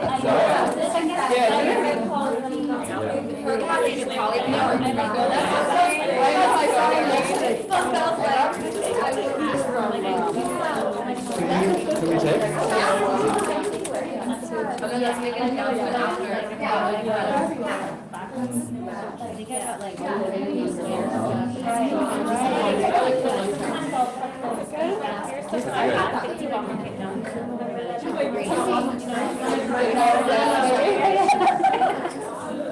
Exactly.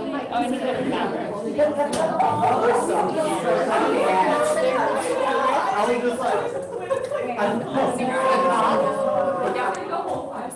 Organic, vegan.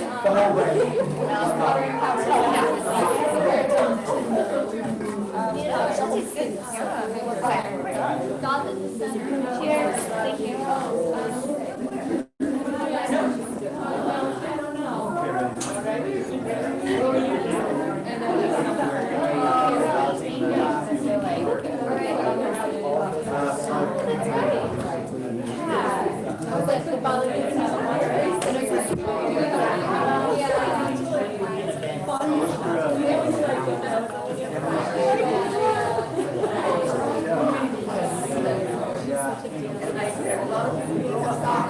I do need one more.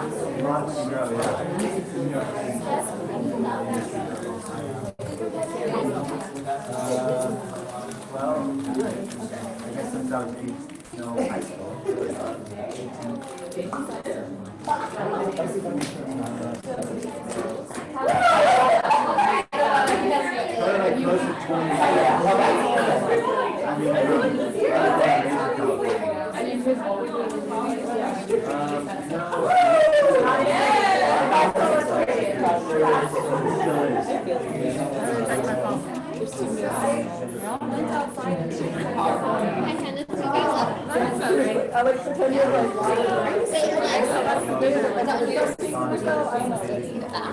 I think she drank. Oh, great. Do we have ice? Not that I know of. milk or something? He has milk, but just I think we're just using water. Just water? Yeah. Okay. Unless we have more milk, then let's get a full one. There's another one. There is? Oh, yeah, there should be one more full one. I probably need to go over actually.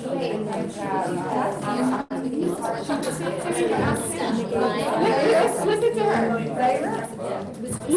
Tell them where you grew up.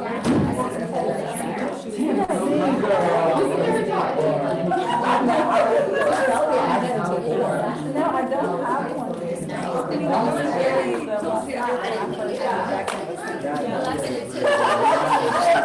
You should have heard me when I was a kid too. Cajun. I'm so excited. Zara. But you want Kelly? Kelly. Oh. With Kelly Kapowski come, sing the bell. I was like,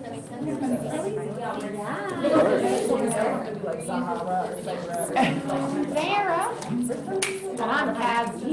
I love how we're setting the tree of life and we're serving fruit that comes from trees. Yeah.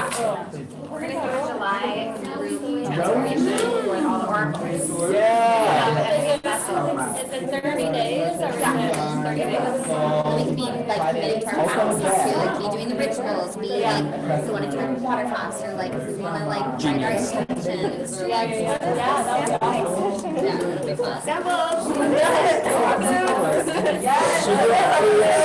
I'm like slowly approaching Yeah, well, we want to do a group oracle transformation. Become an empty vessel. Oh my god. That's hilarious. Yeah, of course. You can have as much as you like. Still, thank you. All right. I want to try one.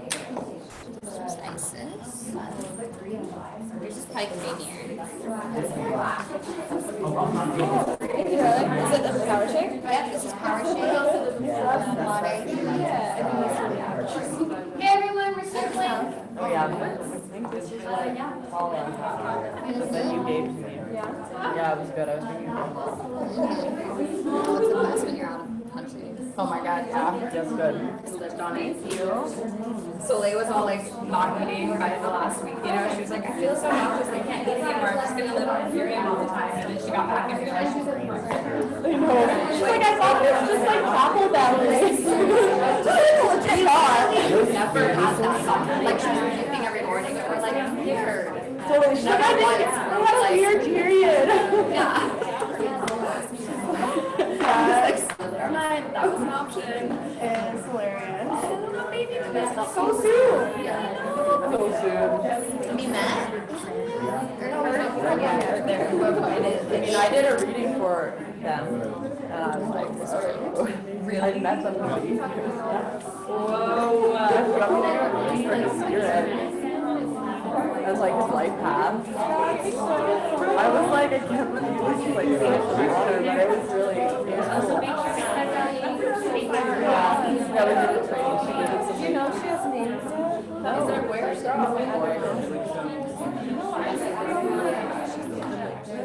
Because I was kind of doing that, like, right? She's got it. Signing up. Yeah.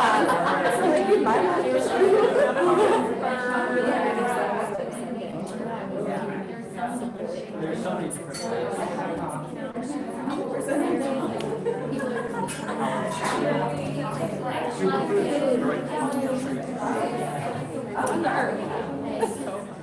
Hello, hello. Would you like some green juice? Oh, I'll take another thing. Wow. I mean, A berry? Perfect. Well, no, they're fine. They're the best strawberries ever. Like, talk about being I think it's the middle thing comes in the salad. comes in the salad. Free salad. Can I use the candle like that? Some good salad. Oh yeah, there's the salad. Maybe another dragon. Roxy, would you like Like adaptogen.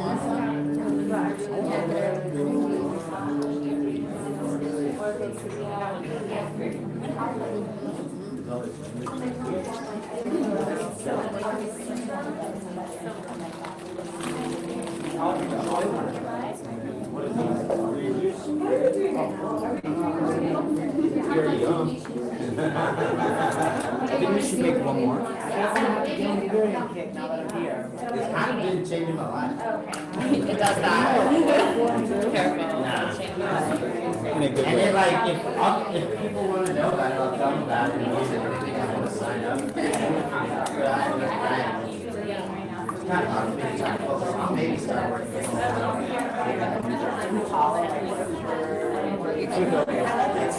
so the whole I usually like to put a couple. That's really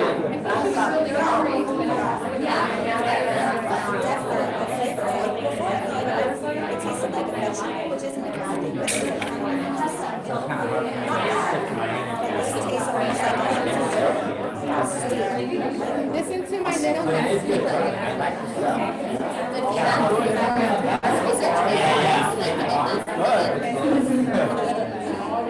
Everybody loves you. Instant margaritas. Hey everyone, let's get everyone circled and focused.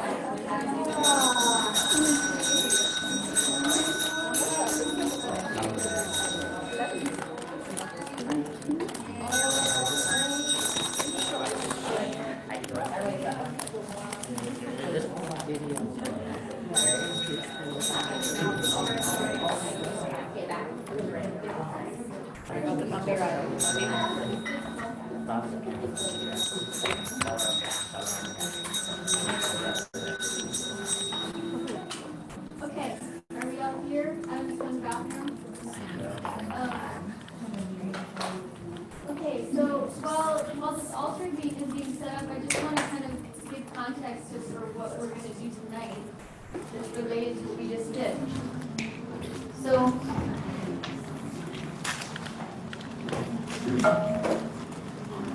wasn't planning to do this ritual tonight, but Mass requested it. So we're gonna do it. Usually with the serpent path, for those of you in the serpent path, we build up towards this ritual. We don't usually start with it. So this is the first time. We're gonna do this ritual with grid. Now, this ritual is now the center that they're building this altar right now is Dot. You see the black board. And does anybody what do we remember about Dot? the unseen Maybe like raise your hand and speak so everyone can hear you all loud. The veil. Yes. This. This. That's how we say the abyss. Evelyn? The unseen. The unseen. Or the this. Portal to the mystery. Portal to the mystery. You know, like it's sometimes associated with the number 11. Now 11 in the context of it being 2 ones, so it's sometimes considered to be a portal. We've all seen 1111, I'm sure. Yeah. And usually when you see the 1111, you're like, oh, it's a gateway. And in the tree, in the way I was taught, that it literally is the tree gateway, where you're entering into off the mystery. So what does that mean? I just had a little bit of like a realization. Can the abyss also kind of be equivalent to the black hole? Yes. The black hole, like it pulls all the energy from around it, everything comes into that It space. comes out of it. Yes. Exactly. Can we offer to everyone to come again? What? We go welcome everybody back. Oh yeah. Sorry. You guys can do it for zero. I'm just gonna put a little ocean in. So all of you. And girls do it. For this tradition of witchcraft that I was working in for a little while, their whole intention was working in and through and around the abyss. It's pretty intense. I don't work that path anymore. But it's just really interesting though, because like the reason why they put such an emphasis on the abyss is because like, you know, they really believe that that's where all of the lost are hidden or taken or destroyed, like everything that ever was that we're trying to like retrieve. It's like the abyss is like the home of that. Even some like civilizations and things like that that are going like the Atlanteans, they just believe that like Doth was like the portal to get there, to find that information and retrieve it again. So remember where, oh yeah, good. Thinking about like, you asked like, what does it mean? And so I think about like stepping into that, and there's like almost this like disintegration or disillusion. You have to like to walk through. There's a disillusion, and there's actually a surrender of like mind in that space and of like form in that space. And so it's something that,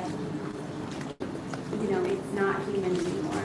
And so it's like leaving, like shedding a layer in order to go through, and it's a bridge. Exactly, it's a bridge. Is that why the veil was up in the high priestess? Yeah. Exactly. So Canel, remember what's the crossing of the abyss? Over the abyss is what? The high priestess. So exactly what Jacqueline just brought up, like let's imagine the image that we saw, the sculpture of the high priestess, and where she sits on a tree, which is she's like in a way the bridge itself from the Kether to Tiferet. So it's like going behind the veil, crossing the abyss. When the tradition they studied it, before when we were doing path workings, we had to consciously build our bridge before we could pass into these supernal triads. So building a bridge is a very specific technology, at least in the path working work that I've done, to cross into these other realms. So now what else about, what does the grid evoke in your imagination? Me? What else? The web of consciousness that we're all connected to. Yeah, the web of consciousness. So have you guys seen that image of that painting by Alex Spear of somebody meditating and there's this web? Yeah. So that's kind of at least how I see it and how we work with it in this ritual. So it's like, remember we're a family of jewels, right? We're a family of jewels. Remember like Indra's net? What do we remember about Indra's net? That from every facet you see out into all of it. Exactly, like it's one thread. At every intersection of the net is where it's not a jewel. Yeah. When you look at every facet in the jewel, you see the whole web of the universe. So that which we do, the transformation we care and tend to inside ourselves is a rippling effect to the entire grid. So oftentimes the work that we're called to do of service is connected to the work we need to do for ourselves, right? That's why we care about it so much, because it's that calling. And so the inner transformational work, the alchemical work that's all day, every day, is the alchemical work that is in our interior temple and our exterior temple. They're the same. We're all into as within, so without. That which is above is that which is below. When the two become one, then we enter the kingdom of heaven. That's what that is. It's all day, every day, doing the alchemical work. So, Da, which is the ritual we're going to do tonight, we call it entering the grid. And there was a group of us in ritual, and we just kind of came upon it. Eve was there and some other women. And it wasn't like something that we thought about. We just found ourselves in the grid, and I'm sure many people have. Where sometimes, whether it's through medicine or through ritual, you tap into this consciousness grid. You can feel it, and it's subtle, sometimes really strong. And we found ourselves in ritual there, and we're like, okay, now what? And then we just started. And remember we were talking earlier in the astral triangle where, first, welcome, sweetie.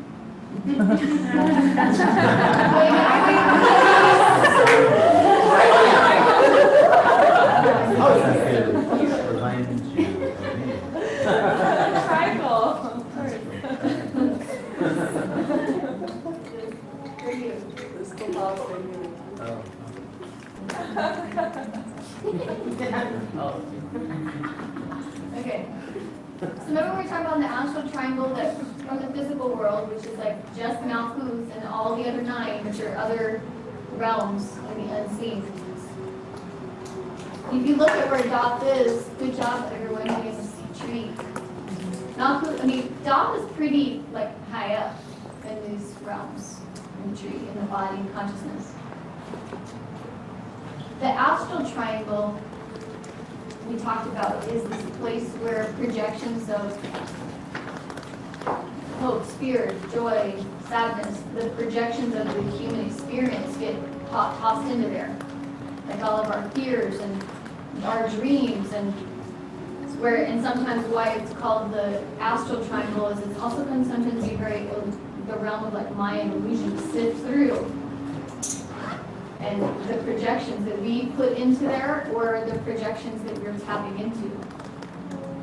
Sometimes it's thick, you know?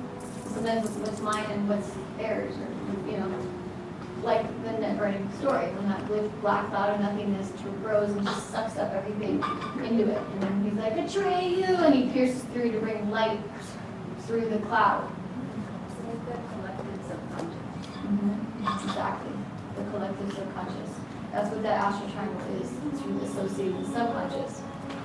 So, with the grid, what we discovered, and we still learn, we learn every time we go in there, is we're going into this grid of consciousness. And we go in to make offerings, that's it. We're not trying to change anything, we're not trying to like do anything, but we're making offerings with the intention of like weaving, repairing any fissures in the web, any cracks. It's like, you know, one is not free unless all are free. You know, we've heard that a lot in a lot of different traditions, right? We've heard that a lot. So it's like hard to imagine how to care for that sometimes. But with this ritual, we go in to make offerings. And we just feel into the grid. We don't even like, we just go in there and see into the grid of consciousness. The image that I like to work with is that Alex Gray image and the jeweled net of Indra. So what we're going to do this time when we go into the grid is we're going to invite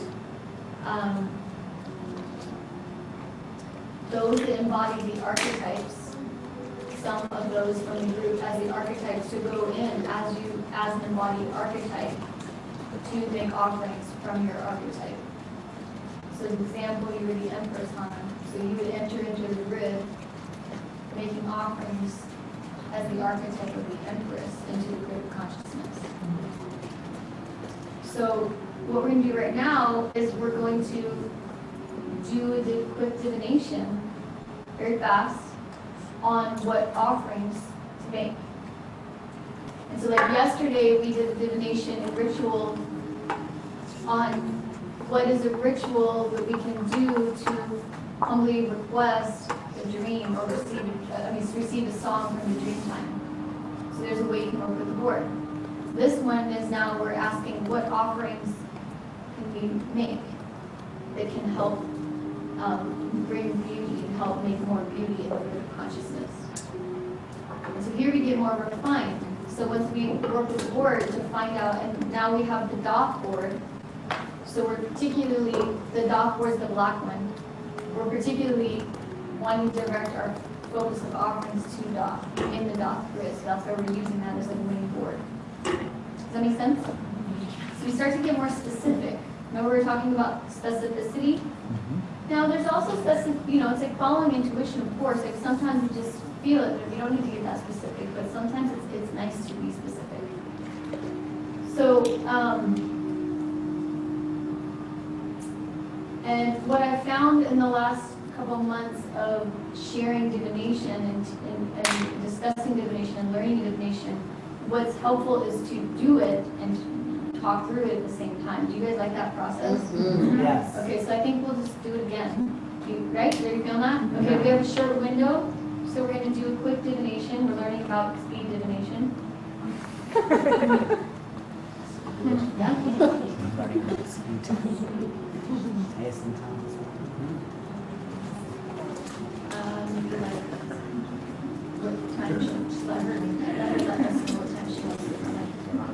All right, so let's get Rowan, Hannah, Bakra, Dana, and Jacqueline around here. You guys were the archetypes. And but there were 2 fools too, right, Nadia? You were fools. Were you both fools? I'm not sure if I think I was. There were 3. Yeah, because Mass was one, dead on the ground. Okay, so Matt is gonna go read. So, okay, Nadia, you come up too. Now we can all circle around if you guys want to learn more. So we're gonna get in there. So the ones that embody the actual architects themselves.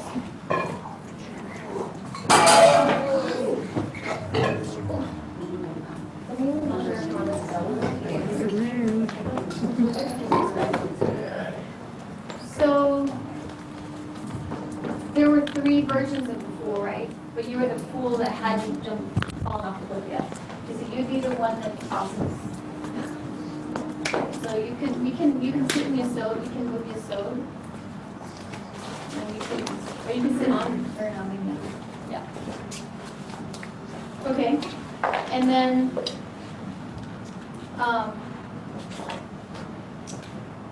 so now I'm gonna let you guys decide who's gonna, we have the high priestess, the empress, and the magician. Jack of Fools, she's gonna toss. And then caring for the altar, who you want where? Yeah, that's great. Thanks.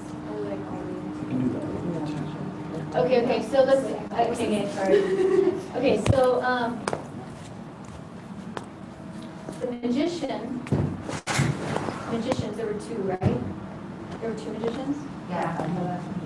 Okay, so Bhaskara and Dana right here. You 2 come here. And you're going to basically, when they're going to let you know when to toss. You guys are going to determine when she tosses, and then you 2 are going to determine when she lands. Right, like a magician energy. Like you're the fool, you don't know what's going on, kind of, you have the inquiry. You guys are going to direct how it all unfolds. And then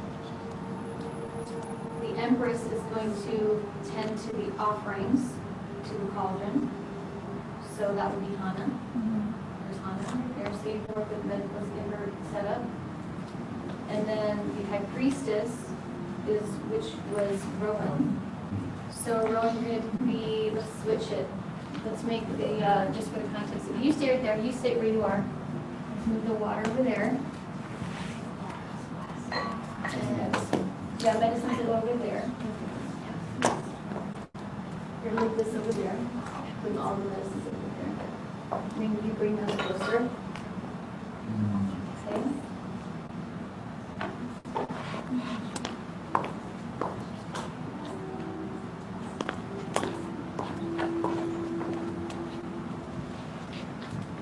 Okay. So I just hold the water. you're going to say some, at the end of this, you're going to speak to some words to the water. Does that make sense? Sure. Okay. Find out.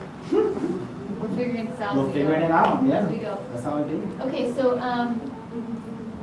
Roxanne, you read. Okay. And Naz and Laura and Sonia or Sonia.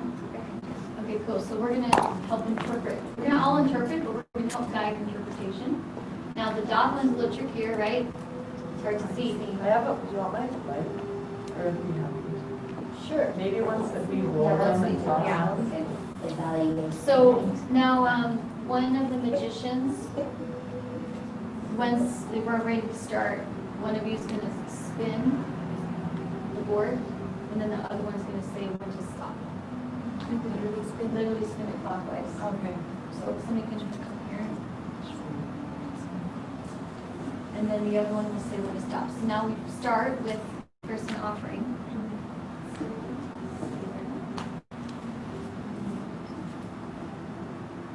So this offering is for our benevolent ancestors of everyone in the room. Just calling in, bloodline and lineage, and for them to bear witness to this reading and for anything that is doing.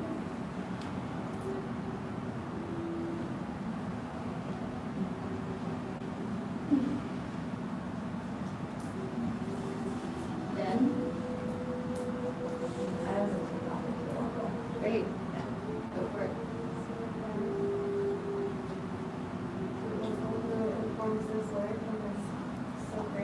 this?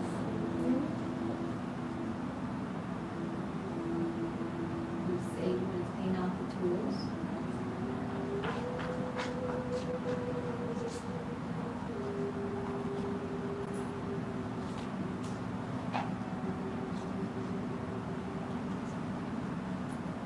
So part of what we're seeing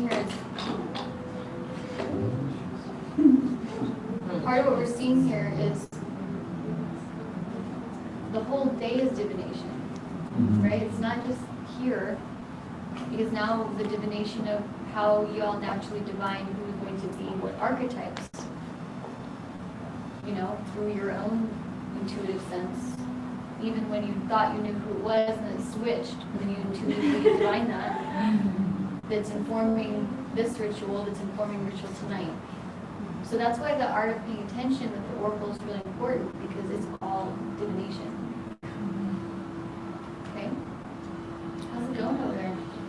Cauldron difficulties. The herbs are literally so wet from this room, they're like not burning. Yeah, wow. And the charcoal. Here. Can I turn the DV back on? Yeah, crank that DV. Yeah, do you want to spritz them with this sage? That sounds great.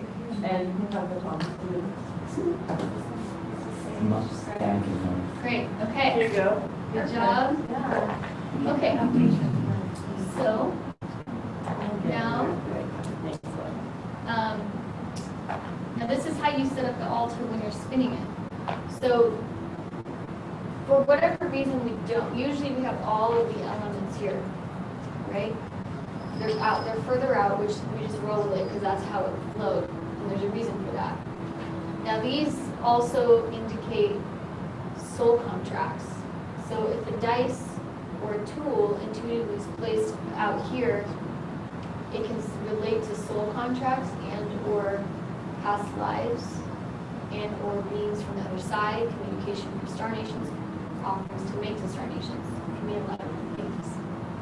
So why you turn the board, now there's turning the board in a clockwise fashion if we're asking a question for capital forward, an inquiry, or if we're wanting to unspell something, we go in reverse, or read backwards to read forwards. You can read backwards to read forwards. Also, times when we go counterclockwise is if you want to look at some ancestral healing dynamics sometimes. And the way to read backward, to turn it the other way, is you ask. Now, I feel like this is very clearly about path moving forward. It's not that you need to do that, but I want to allude to it. So if you were to ask, you'd be like, is this something I need to unspell? Is this, what would indicate? Read your dice. Yeah, but what types of things would Like, indicate think about it. backwardness? Think about it. Mars. It depends on with each other. Like, let's say you have like Pluto, Mars, Scorpio, and Right. Would you ever do it without asking, just from everything like prior to the reading being kind of backwards and kind of funny, and then they? Yeah, if you know, you know. But if you need to inquire, you need to inquire. But sometimes inquiry is helpful because it might clarify. Even if you already know you need to do unspelling, inquiring might be useful to clarify what kind of unspelling. Right. It can get that specific, like we've been seeing, like we saw last night, even with divination, we got a very detailed ritual. So this can be very, very detailed. It can be super big or detailed, but it is detailed. As deep as you're willing to go. And then you roll the dice again. Then, yeah, after you get an inquiry. Now, the importance of an inquiry versus a question, usually if it's just a question that has like a yes or no vibe, the board's never going to tell you yes or no. It just doesn't work like that. It's storytelling. So like the first four dice are story, expressing the story. So we have like, I'm going to share real quick. These are astro dice. So we have like a planetary. Then we have an astrological, which is why we're doing all this Kabbalah stuff. Then we have the numerological, and then you have the directional. Now, when it's the toss, you get the divine, the mysteries involved. Where oftentimes with placement, more of will is involved. So this is when we're actually in relation. It's not like about us.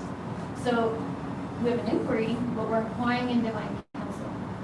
And so what's happening here is kind of like you never know where the dice is going to land, but you have an inquiry with divine counsel. Inquiry is not necessarily looking for a yes or no, inquiring on what offerings to make. Is there more information? How can I be of service? Like whatever. And then the dice inquire tell you the story, and then every other tool that's intuitively placed informs details of the story. So like the black tourmaline is what needs to be tended to, clean, healed up, needs some loving care. The ruby is what's the prosperous perspective on all of this? Perspective, prosperous perspective, not necessarily wealth. Prosperity doesn't mean wealth. Prosperity is a whole consciousness. And then the prosperity consciousness attracts the wealth. So that's why we direct wealth in a lot of ways. Wealth in family, wealth in relationships, wealth in health, wealth in money, whatever. If you're specifically asking about money, that's a specific place on the board. But like prosperity consciousness is what we're working with. That is the magnetic force of a life of prosperity. You know what I mean? Then the Lemurian is the path moving forward. Where are we going? How are we directing our energy? And then the ancestor stone is any voices and messages from the ancestors. The Ankh is the key to unlock this mystery or the hidden knowledge. Or it can be, Ankh kind of means everything in a way, but that's some of what it means. The Sekhmet is like, what do we need to stand up for? What needs some more fire? Like, what is like the matrix we need to tap into in reverence to cosmic law and cosmic truth. And then Lilith is anything from the unseen that we're not looking at, that we need to pay attention to, or something she wants to strengthen. Lilith is the serpent. So when we're working with the serpent path and we're doing the ritual we learned about today, the journey of Lilith, we're recrowning the bride on the throne again at the top. Every time we're in ritual, we're always recrowning her, bringing her back, honoring her. She got demonized, thrown out of the garden, forced to everything she birthed were demons at that point. Like, it's harsh. Lilith got a bad rap, and all the serpents got a bad rap, and like what? Like everywhere you look, the serpent technology is really the root of the back of the transmission. Word of life force energy, Kundalini, it's all about life force energy. So every time we do this ritual with Lilith, we're like recrowning her back on the throne again, and she's walking the serpent path, which is the path of life force energy that moves through all of creation. So in that way, she is anything from the unseen that we're not looking at. Sometimes I add in more tools. Horus there is particularly if I have questions about children. Because Horus is the symbol of hope and is the child of Isis and Osiris, Aset and Osea. And then the Jed is if there's something around health. It's a major health question. And then I bring the Jed again? Health and vitality. It's very much about health and vitality, and or the term Jedi comes from Jed. When they're saying I am Jedi in Star Wars, they're talking about the Assyrian mysteries, the Jed. The J-E-D is actually where that comes from. So if there's like real questions around initiation or around like health, vitality, sometimes related to death, I'll bring the Jed in. So but for now, we're not going to do those ones. So different tools mean different things. Service? Down? The one in between the second and the left? Chorus. Oh, can I have a gold tree real quick? Can somebody give me a gold tree? I just want to show you. There's my Osiris.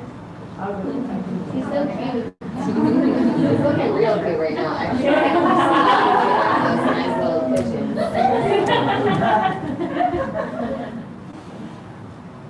All right. So I just want to share something with you too. But remember, it's like when I'm like saying tree within a tree within a tree within a tree, it's like literal.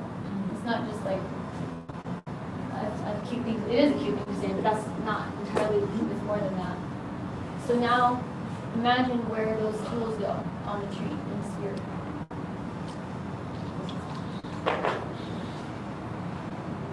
If you were to assign a tool on a sphere, what would go where? Try it, go for it. Just do it naturally. Keep going. It's like play.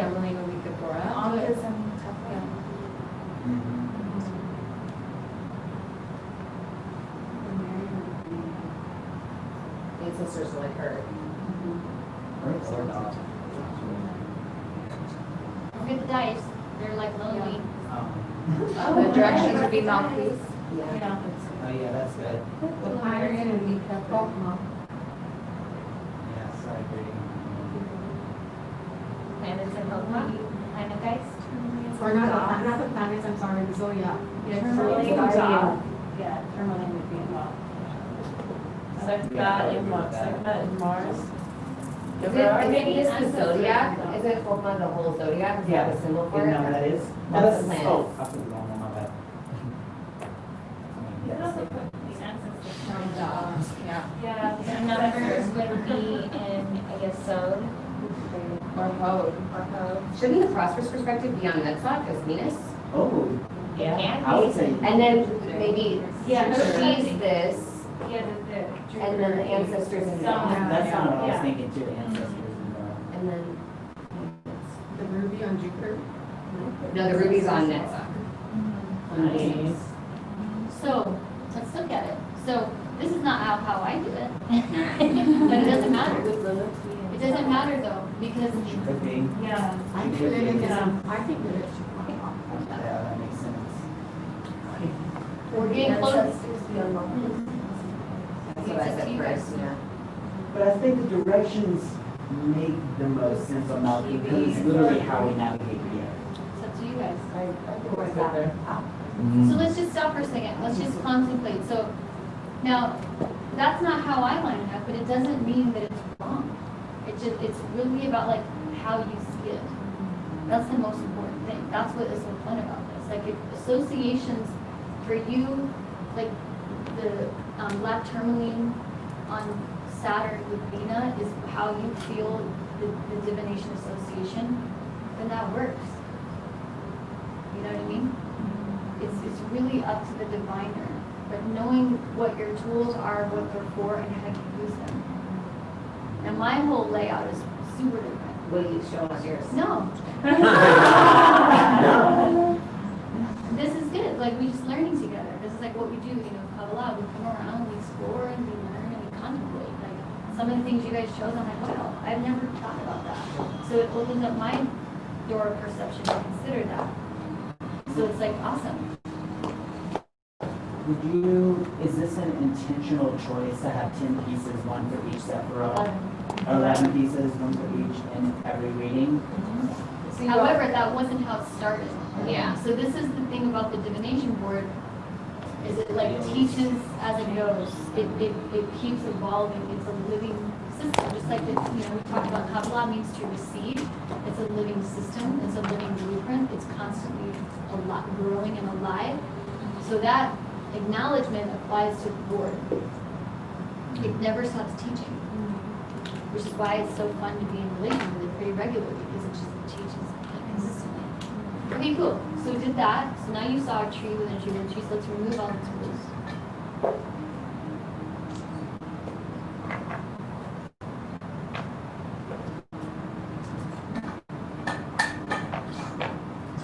Now you can have any tool you want as long as you know what it's for and it functions within the storytelling ritualistic dynamic and it's consecrated to have that function. Does that make sense? Where like let's say it's hard, probably I mean I got that Lilith in Greece, like I don't know if I'm gonna find another one like that. Doesn't mean you need to find that Lilith. But a tool that represents her, that is she's consecrated to be that little tool, you know what Lilith represents. Does that make sense? Yes. Same thing with the ancestor stone or Sekhmet. Like that's gonna be hard to find a Sekhmet statue like that unless I get it. Maybe I can get it made. I don't know. But like, it's just as long as you know what it's for and why and how to use it. Yeah. Let's do that for the board. Okay, cool. Now. Let's do it. Perfect. Okay, so now the next stage is you say Shema. So now you pick up the board. You move in a clockwise increase just because. Would this be clockwise for her or for me? It's still clockwise. Oh, okay. Yeah, So whenever you go ready to stop, you say stop. Yeah.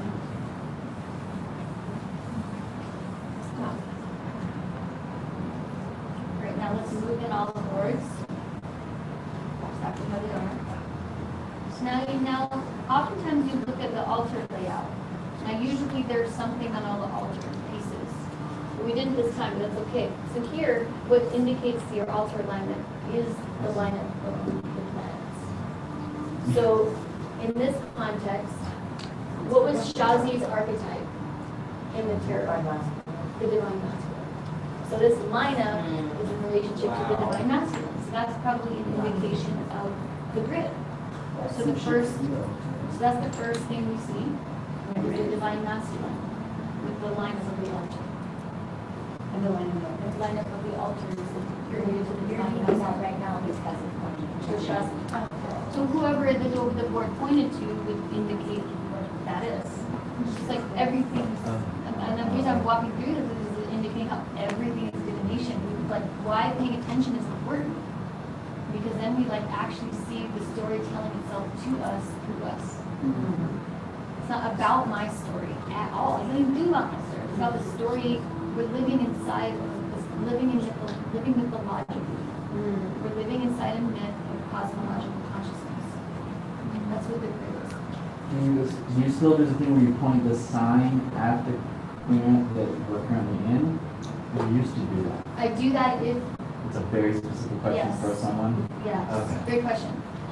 So he's asking, do you point? Sometimes you point the sign of what's going astrologically in. So like right now is Cancer. So an example being, you would point Cancer in. But I didn't this time because it's a group reading, and naturally I just let whoever was building this, which was the whole group, to determine what they wanted to do, so they become the divination tool. Cool. Can I ask a question? You said the board was trying to show you, but also the board plans. Is that how are you getting your mind towards plans? There's one planet. Oh, that's the, oh, sorry. Yeah. It's hard to see. Yeah. Okay. Okay. Cool. All right. Cool. So next, now you're gonna. What's the question? What's the inquiry? It's about. Well, I'll let you know. And you speak out loud. The inquiry is what offerings can we make into the grid of consciousness? The offering is what offerings can we make into the grid of consciousness? Or like what offerings would be helpful? What offerings would be helpful to you? Okay, that's our question. So now you pick up the dice, you close your eyes, and then you two determine who determines who talks. So let's start together. Toss. Great. So now, like one thing we know is diviners, how she tossed. You can go as deep as you want. She tossed with her right hand. She tossed from the side. How it like rolled this way. Like it's all those little micro cosmic things are information. Doesn't mean we have to interpret that right now. Which one would take note? And that she in the story of the fool was the one that hadn't made it, was like just beginning. You know? About to step off the ledge. About to step off. Okay, next. Now real quick, your intuitive place, you have, but when you're closing your eyes, what I like to do with the intuitive placement is I go to smaller circles, I go bigger circles. I go smaller, I go bigger, because the board is here and the board is over there too. And the board's also in between. It doesn't have to be on the board. So you go smaller, bigger. Okay, so you close your eyes and do that in a sunwise motion, and then you two determine, oh yeah, black tourmaline. Order is important. And they close their eyes too so they can't see where she is.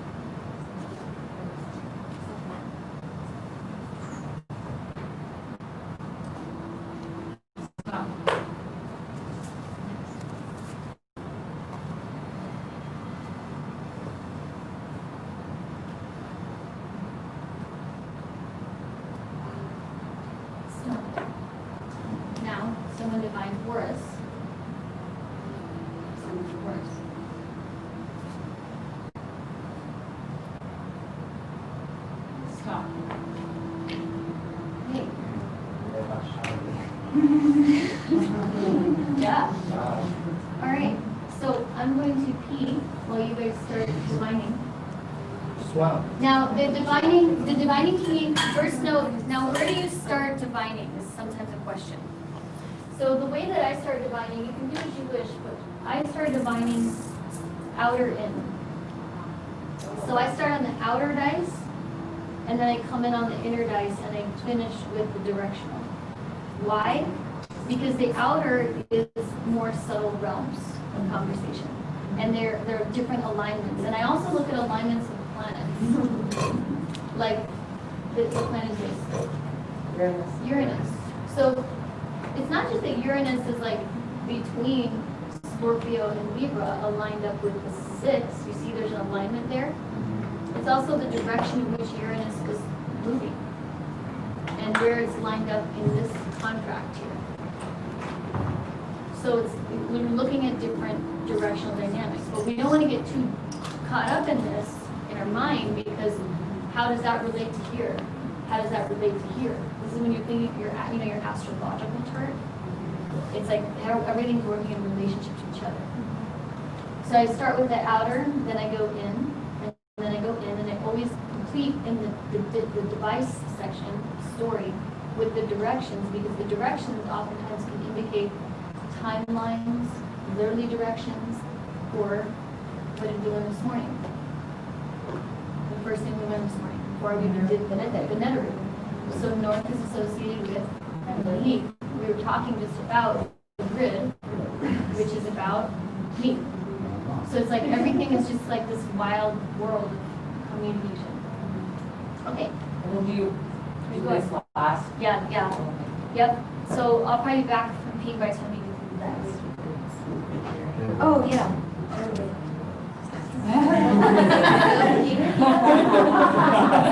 Okay, now the key here is, okay, the next, so the one that's the most experienced diviner set me is Maz. So Maz, you gotta keep the speed going. Okay. And Laura's the next, and Sonia and Roxy. So you guys gotta keep the flow moving. Don't get caught up in the mind. Because the other thing about the divination board is this has nothing to do with your mind. The moment your mind's involved, you might as well just stop. It's not working.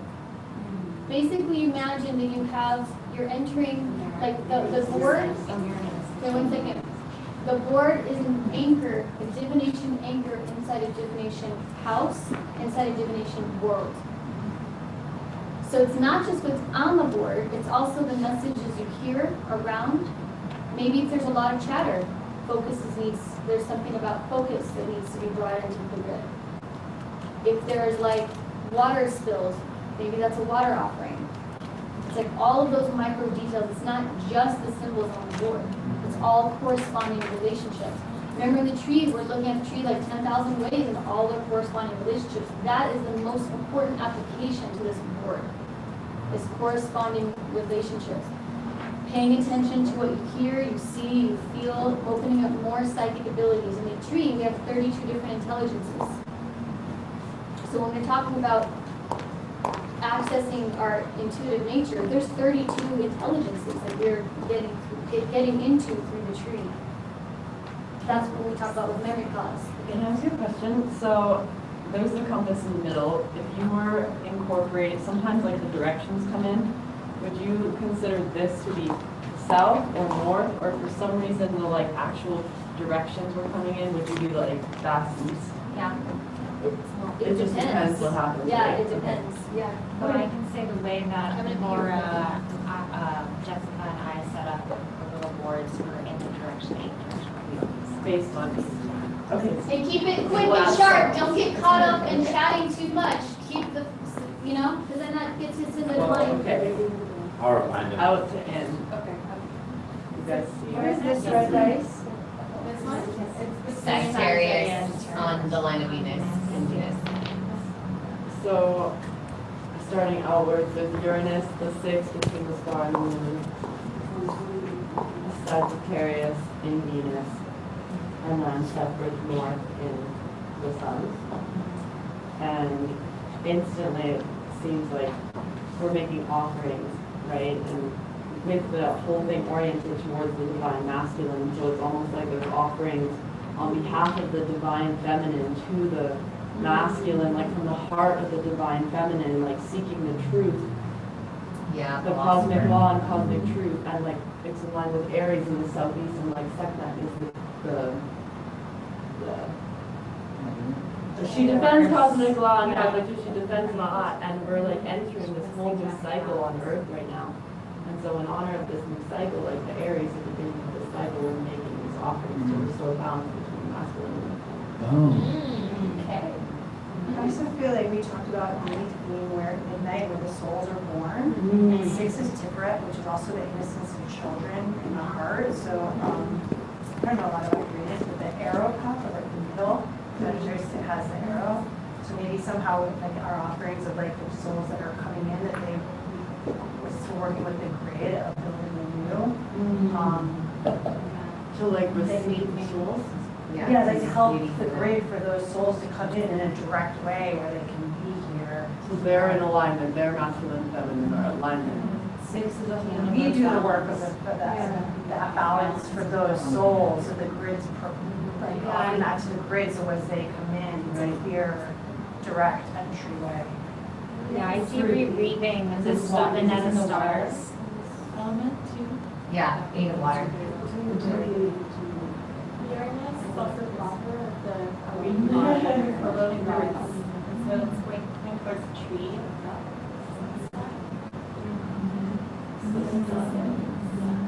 Yeah, there's water, stars. And then also, things like red and cancer and the water is still like that. I'm like multiple pools of water just like on the ground. And there's just fire. And at the mesa that's happened. I've just like walked into a puddle of water and looked like, where did this come from? And like something to stand up for is like that water with the fire, which I think is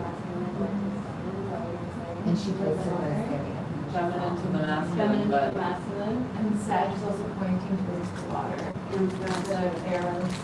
Oh wow.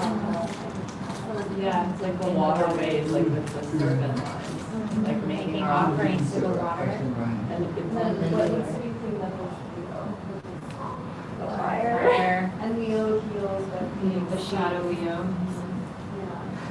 Leo heals by being seen. So the fire needs to be seen and honored, but like soothed with the water. Yeah. And is Uranus the change, like figuring change? So I feel like maybe since this is coming in between the star and the moon, like some kind of heartfelt offerings to the star allies. And like next month we have this big great convergence to like communicate with the star beings. So this could be a time to like start to make offerings to our star family. Yeah, because there's the north in the sun, and it's really interesting. Like Mars is always talking about the solar plan. This is only coming into my awareness, but I really feel like we're all this like solar plan here to do this work on Earth, and I don't really know what it means. Like bringing change, but welcoming that wisdom from the sun and from the stars. And from those ancestors. So what offerings are we making, Kathy's? The keys in Taurus, which is also Venusian energy, and also the Pleiades. Definitely like And also like the deepest like connection to actually being on the earth plane as opposed to like the structure of it, like the most like natural world sign. yeah, the Prosperous perspective on Jupiter. Like questioning at the aura as it is the children, which Martha also talks about listening to like the children as those like their words to the same as beautiful elders' words. Also, remember at the serpent path and Eve was traveling, the take-home message was to pay attention to the children. And that making us believe again, it's We brought the children. Yeah. Oh, wow. She wouldn't come back and so we brought the children. That was a snake. Yeah, Taurus is like crazy souls and all different instruments of life. We usually do her last. Yeah, we usually do those last. You can look at alignments though. Oh yeah, You can look at alignments. Right. yeah, and a lot of the ancestors stuff. And this is the north. So just like, we need to look at that. And the path moving forward is Hokmah, like coming from the ancestors into Hokmah. Which is also literally pointing inwards. the north being on the sun thing, I feel like is like bringing our conscious awareness to the unseen in this ritual, and like really letting that be the conscious focus, focusing on the unconscious, which also ties into this like heart being between the sun and the moon, which is high priestess, and that like central path. Like we need to offer the cleansing waters of the water What'd to you the say? fire. We need to offer the cleansing waters of the water to the fiery wounds of the ancestors. And the feminine to the masculine. Yeah. The waters of the feminine to the fires of the masculine. Also, I know that this oracle holds a Damanhorian fire, and in Damanhor, they believe, like in summer solstice, actually the offering to summer solstice is water. And they do a lot of prayers because it's believed that during the solstice, which we just had, it's the time when all the souls that are going to be incarnated for the next year all come in through the synchronic lines on summer solstice. So it's like the children, all of the new babies are coming in right now. So you make water offerings to the fire. I was thinking that there's some sort of like water in the Steam. Also, water is water is what holds the grid of this planet in all of its. Yeah, we're actually the water world. We're not Earth. Right. You know, it's like we're like mainly water. Yeah, so we work with that. With the children, of course, when you think about children, so much of what they are is their presence. They are joyful. They want to sing. They want to play. So much adults like, which is so Leo, which is what we see. And so Leos are playing our song in this ritual, bringing a little bit more lightheartedness to it, so it's not so serious. Like there's a lot of seriousness. Like what is the way to be and what play with it? Pleasure. Yeah, the pleasure.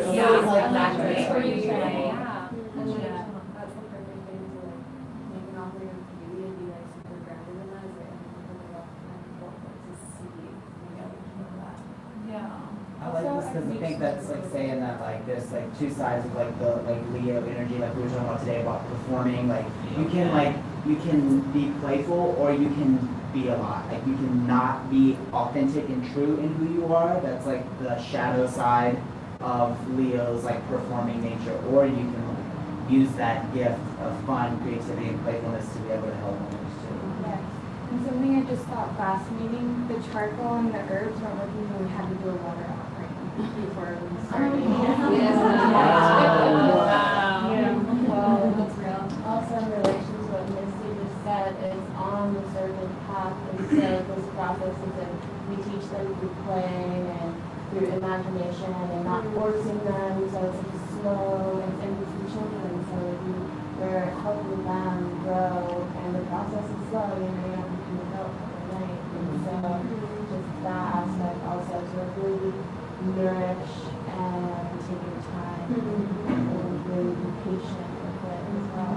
And you said today, this imagination, your testament to how important imagination.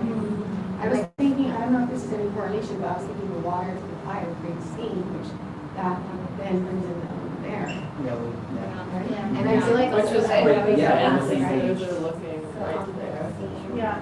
The answer's working there, and like because they're on the serpent, it's also it feels like there's an element of how all of our ancestors, we also like dreamed us into existence, and then we came here and like we are all shedding the old skins of having to hide and it being behind the veil and it being like it is still the mystery, but here we all are in full ritual and play and magic together in this school for this year, and it's also like that's their dream for us also, that sometimes I feel like they didn't even know about. Like I know that my grandma knew this was real, but she didn't know that you could do this with your coven or your tribe like this, and that feels like a big thing that we're all shedding the pain or the wounding of it and coming forward and claiming it, and that's why we need all these offerings, and that's what builds the And now we're one of the ancestors. And the children too, because this is our first immersion in a year-long school process, so we're like first graders. Right? We're cool. You guys got 5 minutes, I'm counting you. Yeah, let's do it. Can I say something to what you just said, Mia? The prosperity, just as much as we're doing the transmutation, is equally as important. I see a lot of people shifting out of scarcity. Yes. Because our imagination is what creates the world or the whole picture. So we get to envision that in a prosperity consciousness. And also that was something that we offered in Egypt. It happened to be me, but I'm sure there are plenty of us that can share about it. But it was about like, what are the abundance codes? And that's something we can also offer to each other because it is important for us to be the stewards of resources so that resources go towards, so that all of our offerings in terms of our dollars go towards things that we believe in as well. Yeah. So like whoever feels comfortable offering the support around the mindset of scarcity, that might also be an important thing in terms of a hospice perspective because Sekhmet did fall over in the mother. Like how can we nourish and nurture this thing that needs the courage for us all to step forward as our own like divine mothers and caretakers of ourselves in that way of abundance. Couple more minutes. Couple more minutes. And also, like, ethically, in terms of ritual design, I'm just curious how we're actually coming Well, Lilith is on the Guardian, and she's looking at the east, which is like the dawn or the thresholds. They're all thresholds. But anyways, I feel like there's an element of needing, which happens in the grid anyways, of guarding the threshold, and like through this process we're like creating some stewardship around the threshold of the portal for the new souls. I don't know, I feel like that comes into the ritual structure.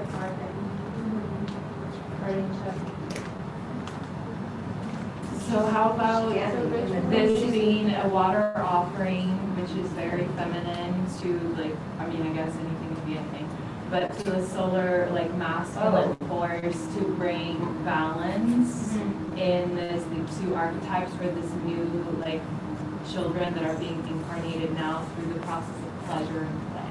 Which is very like, I feel like Isis is very much a pleasure goddess. And Lilith is looking at the east, which is Isis, and so like calling upon the energy of Isis to help support in the offerings to the masculine.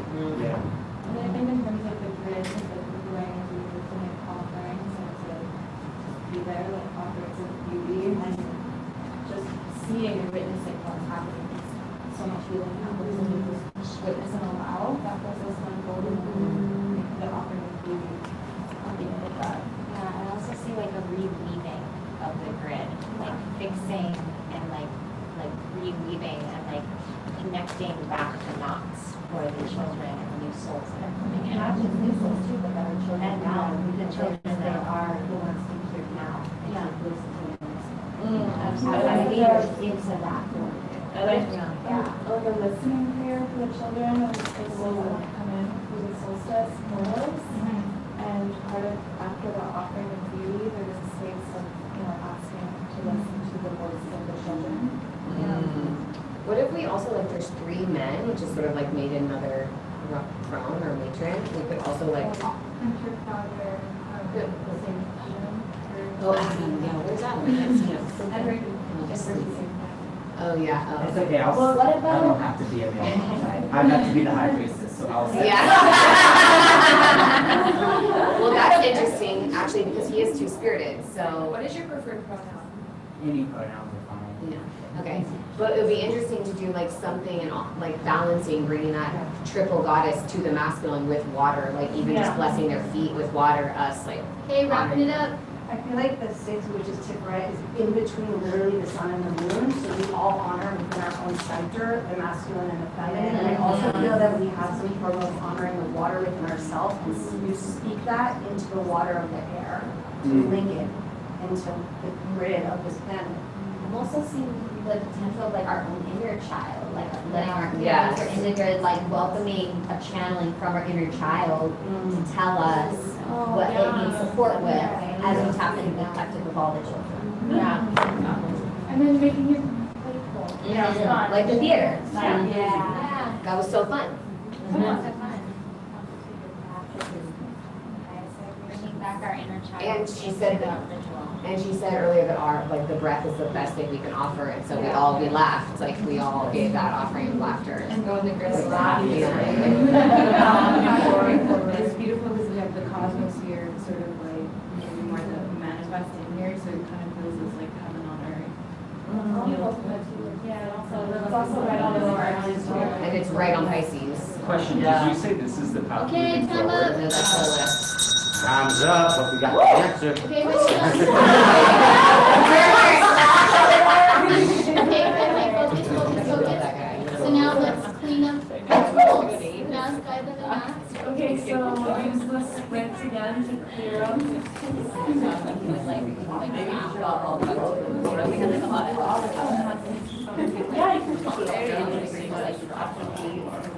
Okay, now everyone that's not doing that, let's come to our seats. We have to do next stage.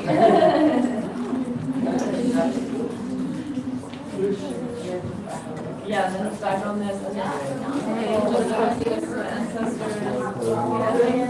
Keep in focus. Keep in focus. Okay, so now this stage.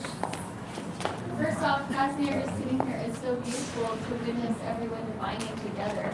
It's incredible. And so now there is a really important, there's a lot of stories in Kabbalah is made up of stories. Drink the water.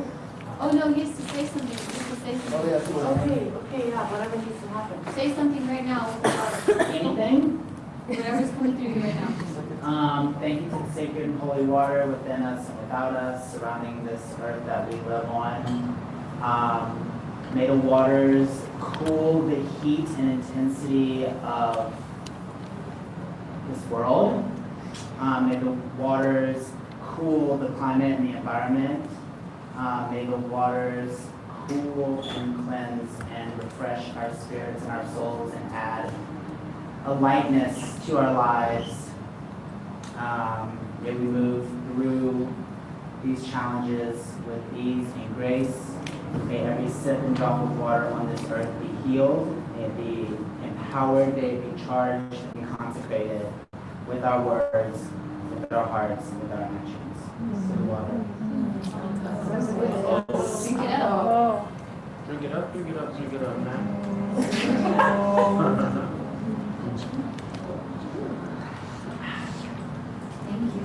Okay, so Thank you, Roy. thank you. Thanks, Ron. Adam or someone, can we move those lights just a little bit? Oh, yeah, I just did it for this. Thank you. Thank you. Looks good. Oh yeah, those are cool. So, one of the stories in Kabbalah, there's so many stories, and there's different versions and this and that, but one story that I really love that my friend shared with me in the Jewish mystical tradition, not sharing with a friend. There's this one story that, like, how some of the books of the Kabbalah, or really the Bible and the 72 texts we receive.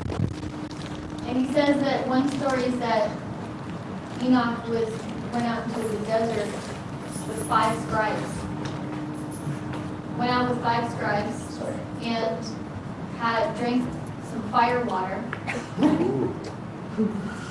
Drank some fire water. That's all it says. And then after drinking the fire water, some say 40 days, some say 5, you hear a few different things, some say 70 days. Full transmission just coming out, and 5 scribes had to write down what then became all of the mystical texts. What came through from after they only barely did the drinking this fire water. So the role of the scribe is very important because, and it's a very Tehuti though role, because the visions are coming through, and then the scribe helps to interpret them. So in a way, the scribe is playing out a very priestessly role to help interpret what is coming through. And so I just want to acknowledge Kati as the scribe. And please share with us, what are you interpreting is coming through? A lot of voices, a lot of visions, a lot of thoughts. Let's give an offering to all the scribes. Can we spray, whatever works, the medicine council. And there was a lot that kind of came together, which so much of the voices is just like holding space for those connections to take place, and then waiting, and then ready to move down. So so some of the things I want to point out is you know, the lot was the water and fire, and offering the water to the fire, and there was lots of talk about how to do that, but overall talking about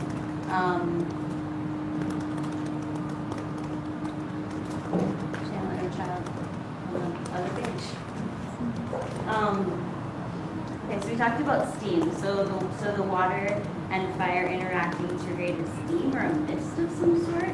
Wow, I feel like I'm just gonna like go off of my own thing now from everything everyone said, because I'm like starting to feel that. Okay, so I'm thinking about like the water and fire people were talking about, and actually like walking through a mist. So having the mist be there, and a mist provides space for that silence, like listening to the inner child that you all were talking about. So inviting the inner child in through a mist, which is also very delightful. So like spritzers and sprays, and so laughter was a big part of this whole offering to the grid that we want to make. We also want to make an offering that it makes way for the children now and the children to come to heal this shadow side of Leo, which has to do with this performance, this play that people feel like they have to make. Instead, coming into this like authenticity, and the child brings the innocence in, and like that purity and like the playfulness. So Sonia talked about like reweaving the grid. So how do we reweave like the innocence and of the child like into being? Going on. So, and then again, it was also the water of the feminine, and offering to the masculine, you know, offering to, again, the performance or this domination, you know, this idea of like, yeah, masculine domination even, and just the womb and the mother, like cleansing, soothing that like need to feel like you need to take up space here, like we can all be here. Let's see, so some of the other things that people mentioned were healing around, yeah, the idea of being here, so healing around scarcity, like we don't have enough. Also being able to feel, like come into balance so that there can be a guardianship for those souls and the next generations and the ones here already, and the children. I think I spoke to, yeah, I don't know if anyone has. Well, first thing I just want to acknowledge, which is awesome, is it indicated how to enter the grid, which is through the mist. So that's an important piece. This is where we start to see the ritual. So let's write this down. So the next stage, the first stage of entering the mist is entering the grid is through the mist. It's through the mist. Can I say something about the mist? I have multiple like magical friends who have had like very, very, very, very strong like Lilith initiations, and every single one of them said that they went through a mist before they greeted her, or she emerged from a mist, or they were surrounded by mist or something. So Lilith and mist are very, very, very. So one thing that I want to note before we go into further, why is this important? And why and how is this actually doing something? Yeah, right. Why is this important and how is this actually doing something and why is this useful? I have an idea. The interpretation of it. This whole divination doing ritual. Like, why are we here? Why is this even useful? Well, what's interesting is there are certain themes that are recurring, like healing children. And something I was curious about was what was the path of the future, which was the Lemurian crystal, and it was pointing right towards Isis. So I feel like something's going on about a child for Isis. I literally had that same thought yesterday. I was just going to ask you for a break. You have to go in the bathroom She goes to the bathroom all the time. I do. Start the child like a business preschool so they can start steps. Logistically. time it out to where we're not in Egypt in January. Think about Logistics. Maybe the baby wants to. Maybe the We wants to be baby wants to be conceived in. We're just waiting for the right. Anyways, moving forward.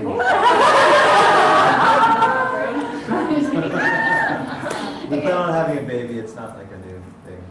I don't think it's about us. Well, it kind of is. I mean,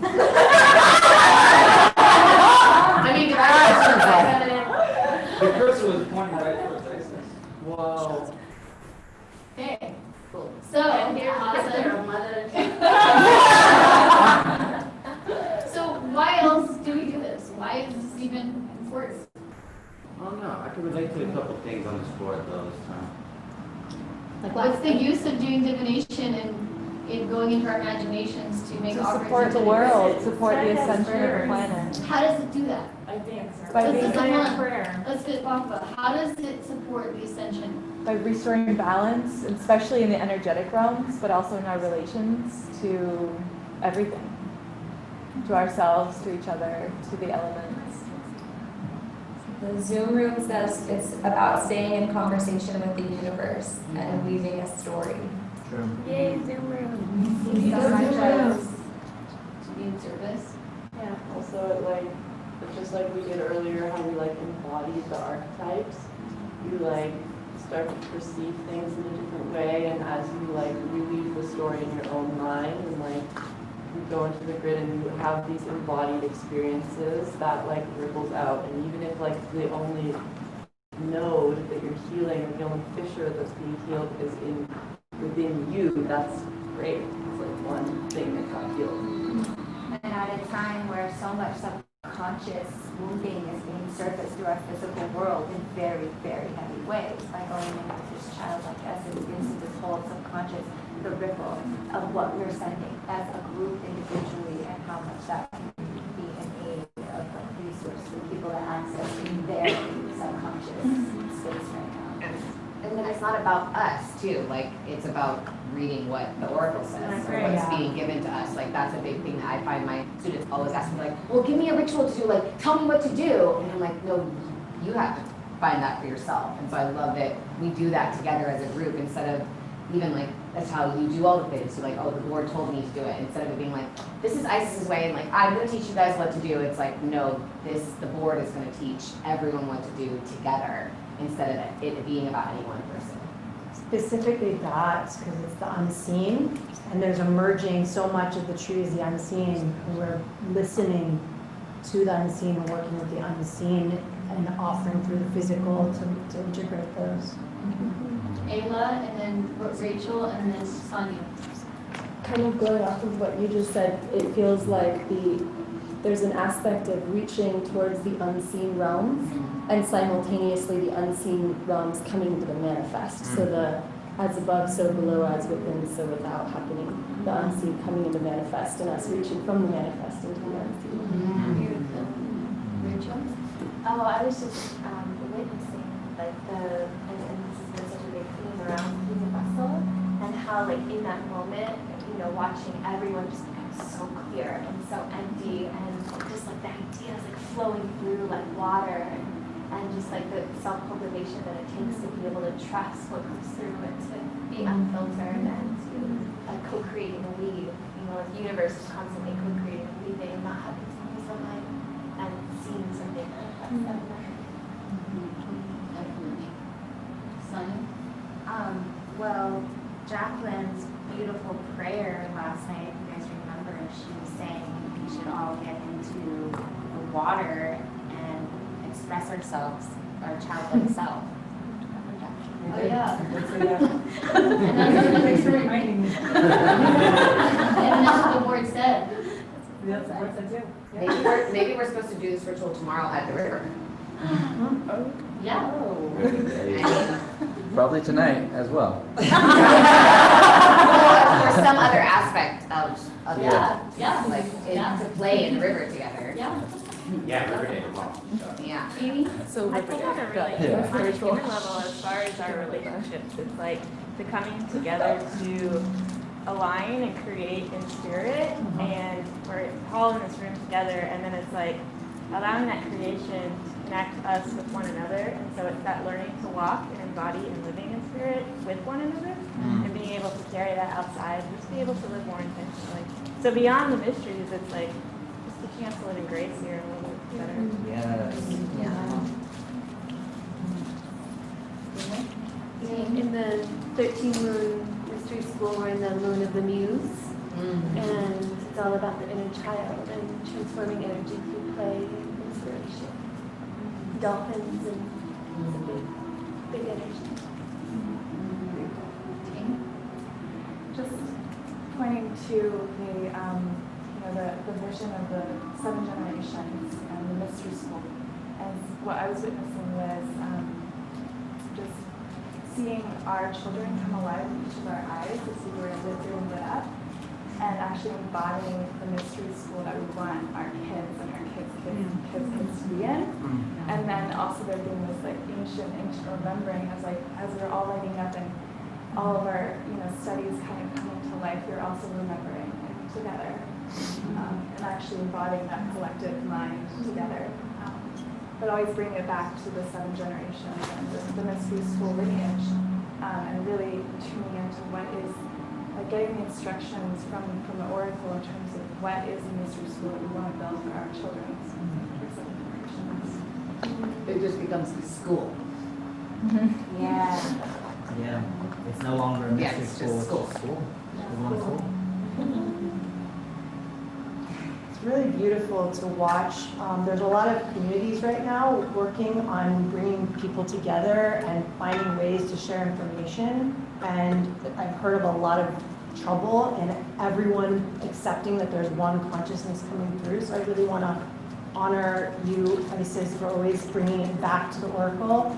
And because specifically we had Sekhmet fall down and the idea of like the ego dissolving or the Leo like moving, I just want to honor all of you guys for like watching the consciousness move through everyone. Speaking on that also, I feel like the Oracle wants us to bring forth our woundings of our inner child, so that we can clean up those little fissures for our own selves, and that way we can also know what we may have needed, wanted, missed as children, so that we can offer that towards the children that are coming forth. So why is divination important? What's the role of divination? You're like, you being the lead on it gives it to like creation, to lay out, to lay out. So I was like getting the ego out of the way and informing what needs to happen. Say that again? And getting out of our own way and informing us of what really needs to happen versus like what you think needs to happen or what we want to happen. I think that divination, like when we do it like this, is just a practice. Like this is how we're like exercising our divinatory muscles, so that when we're out in our lives, they're already strong and active. Like a boxer, like doesn't run laps in training so that when he gets in the ring, he can start running laps. It's to train the muscles in the body to be able to move quickly in a situation where an action is called for. So it's kind of, I feel the same with divination. It's like, we're doing this now to work these muscles, not so when we're in a situation in our life, we drop with our board and divine. Maybe. I can do that all the time. No, maybe, but also maybe because we know how to divine on the board, in the moment, we'll see the patterns all around us and be able to come to it quickly. So I just want to add to what you just said. So yes, because what the Oracle shared is that when we go into the grid tonight, we're going inside the divination board. So now, and she didn't say this before, she said this like a couple months ago, so I worked with Camilo and Travis on it. So we imagine the board, the entire floor. And imagine the board, like you know how we looked at the 3-dimensional tree? Now we start to look at the board as a temple and looking at it in terms of an entire sphere. Remember with the magic circle, we entered the sphere, the net of stars? So the grid is entering the divination world. So remember, like, this is an anchor in a divination house in a divination world. So the grid is entering the divination world. So we become the tools in the board. So when we're intuitively moving, we're intuitively placing ourselves in the grid of the board to make offerings in there. So now it's like moving out of it, just like what Roman's saying, on the board, it's now we become it. That when we're doing the like archetype practice, or not the practice, the archetypal work, it's to be able to do this in the grid. Does that make sense? Mm-hmm. We're working, our friend Travis, he does like projection mapping, and when we were in Egypt, we're like, dude, can you projection map the board in multiple places? And he said, yes. Whoa. So we're working towards that. We're gonna, like, ideally he can projection map the board on the floor, projection map the board on the ceiling. Yeah. And then we have scribes that watch and pay attention and write how we intuitively move blindfolded in it. When I get you dialed in with Bear, he'll build it in VR. I heard. And then we can literally be inside the board and Let's walk do that. around. Ooh, yeah, that's good. That's pretty tricky. I like the sound of it. Yeah. We can be in the board. So now, let's talk about more of the offerings, yeah. Or Pamela, real quick, Pamela, you have something to say from the offerings. Oh, I just said it's like weaving the web of consciousness through the board. Yes, exactly. That's what I really got. And it's also like, just going into the board and weaving the web of consciousness, but also like the children coming out and we're giving them the consciousness. It's like birthing new consciousness. So real quick before we get more offerings, I just want to honor what you're saying, because the moment you make it about you all the time, every day, it takes away from being of service to supporting the holographic universe that you are living in, that is you. So it's like this interesting, like, back and forth thing. Because, like, if we're always making it about us, we're unavailable to see the holographic universe that is us. It's a really interesting twist. Quick concept to see how it talks. Okay. So I think for offerings then, like I'm hearing like offering the grid the voice of the inner child. So in some way we're going to be connecting, leaving space for listening to the inner child, and then like bring me the words that are going to be soothing the fire, so we can be speaking words into the water, because water has been mentioned several times, like we'll have the scene, but then also offering like water to this like intensity of the fire, of like I think of, and this is again the feminine and masculine, so maybe like abuse of this like power. Laughter is a big one, so I don't know how that yeah, it's like how can we offer the grid the joy and the laughter. And also, I just see something with like movement, like opening up a space for a passage into the grid and out, like for the souls, in and out, and then that pathway of like rebirth and like re-entry or entry itself. Roxy, the Kether movement. Yeah. So the Kether movement. Let's do it.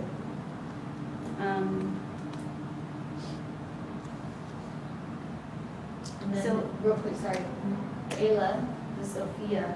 Okay, so write And that. then there's something like this dissolution of ego in some way, or this like, how do we bring into the center the wound itself, like the purification of the wound itself, or the that shadow of Leo, and be able to like witness and perhaps like accept and bring soothing laughter, play into that. That's all I think that I have, and then someone else can have it. So what we'll do is we'll outline, so now what we do is we, thank you. Thank you. Really beautiful. So then what we do next is we outline what the scribe shared in the layout of the tree inside Doth when we get to Doth in the ritual. So this is where we get with a tree within a tree. So we do the tree ritual that we talked about, right? We do and then when we get to Doth, we do the grid, and in the grid, we do the ritual outline of the tree in the grid. The tree is in Doth right now. Heard it. Wow.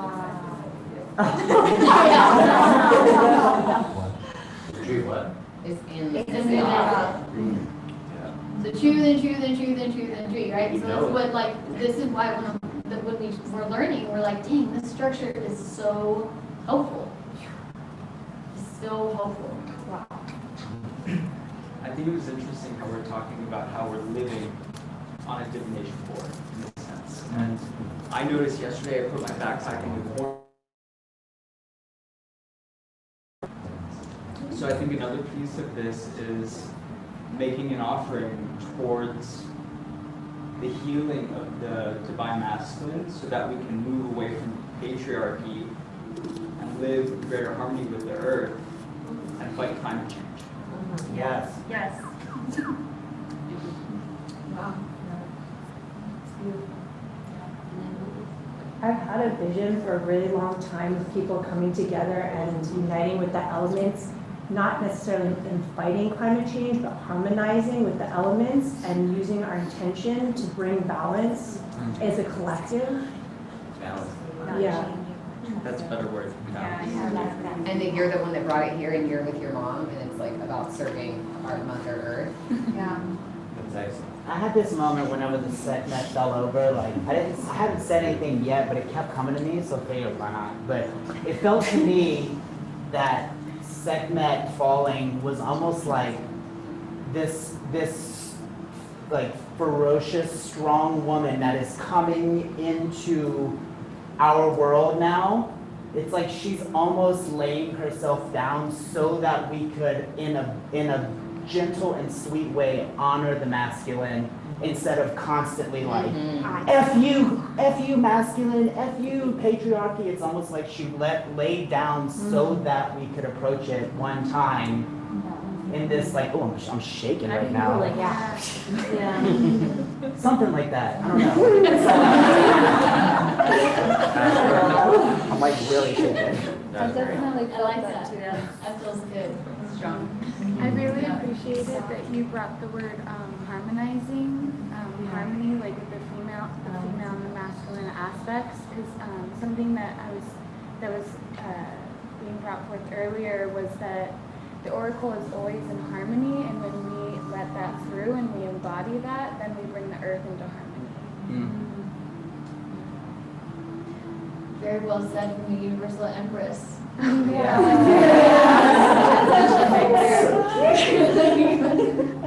that also reminds me just of like the offering of the feminine for the masculine to join her. You know, and that's like the pleasure coming back in to the picture. You know? So now 6 o'clock, so on our time.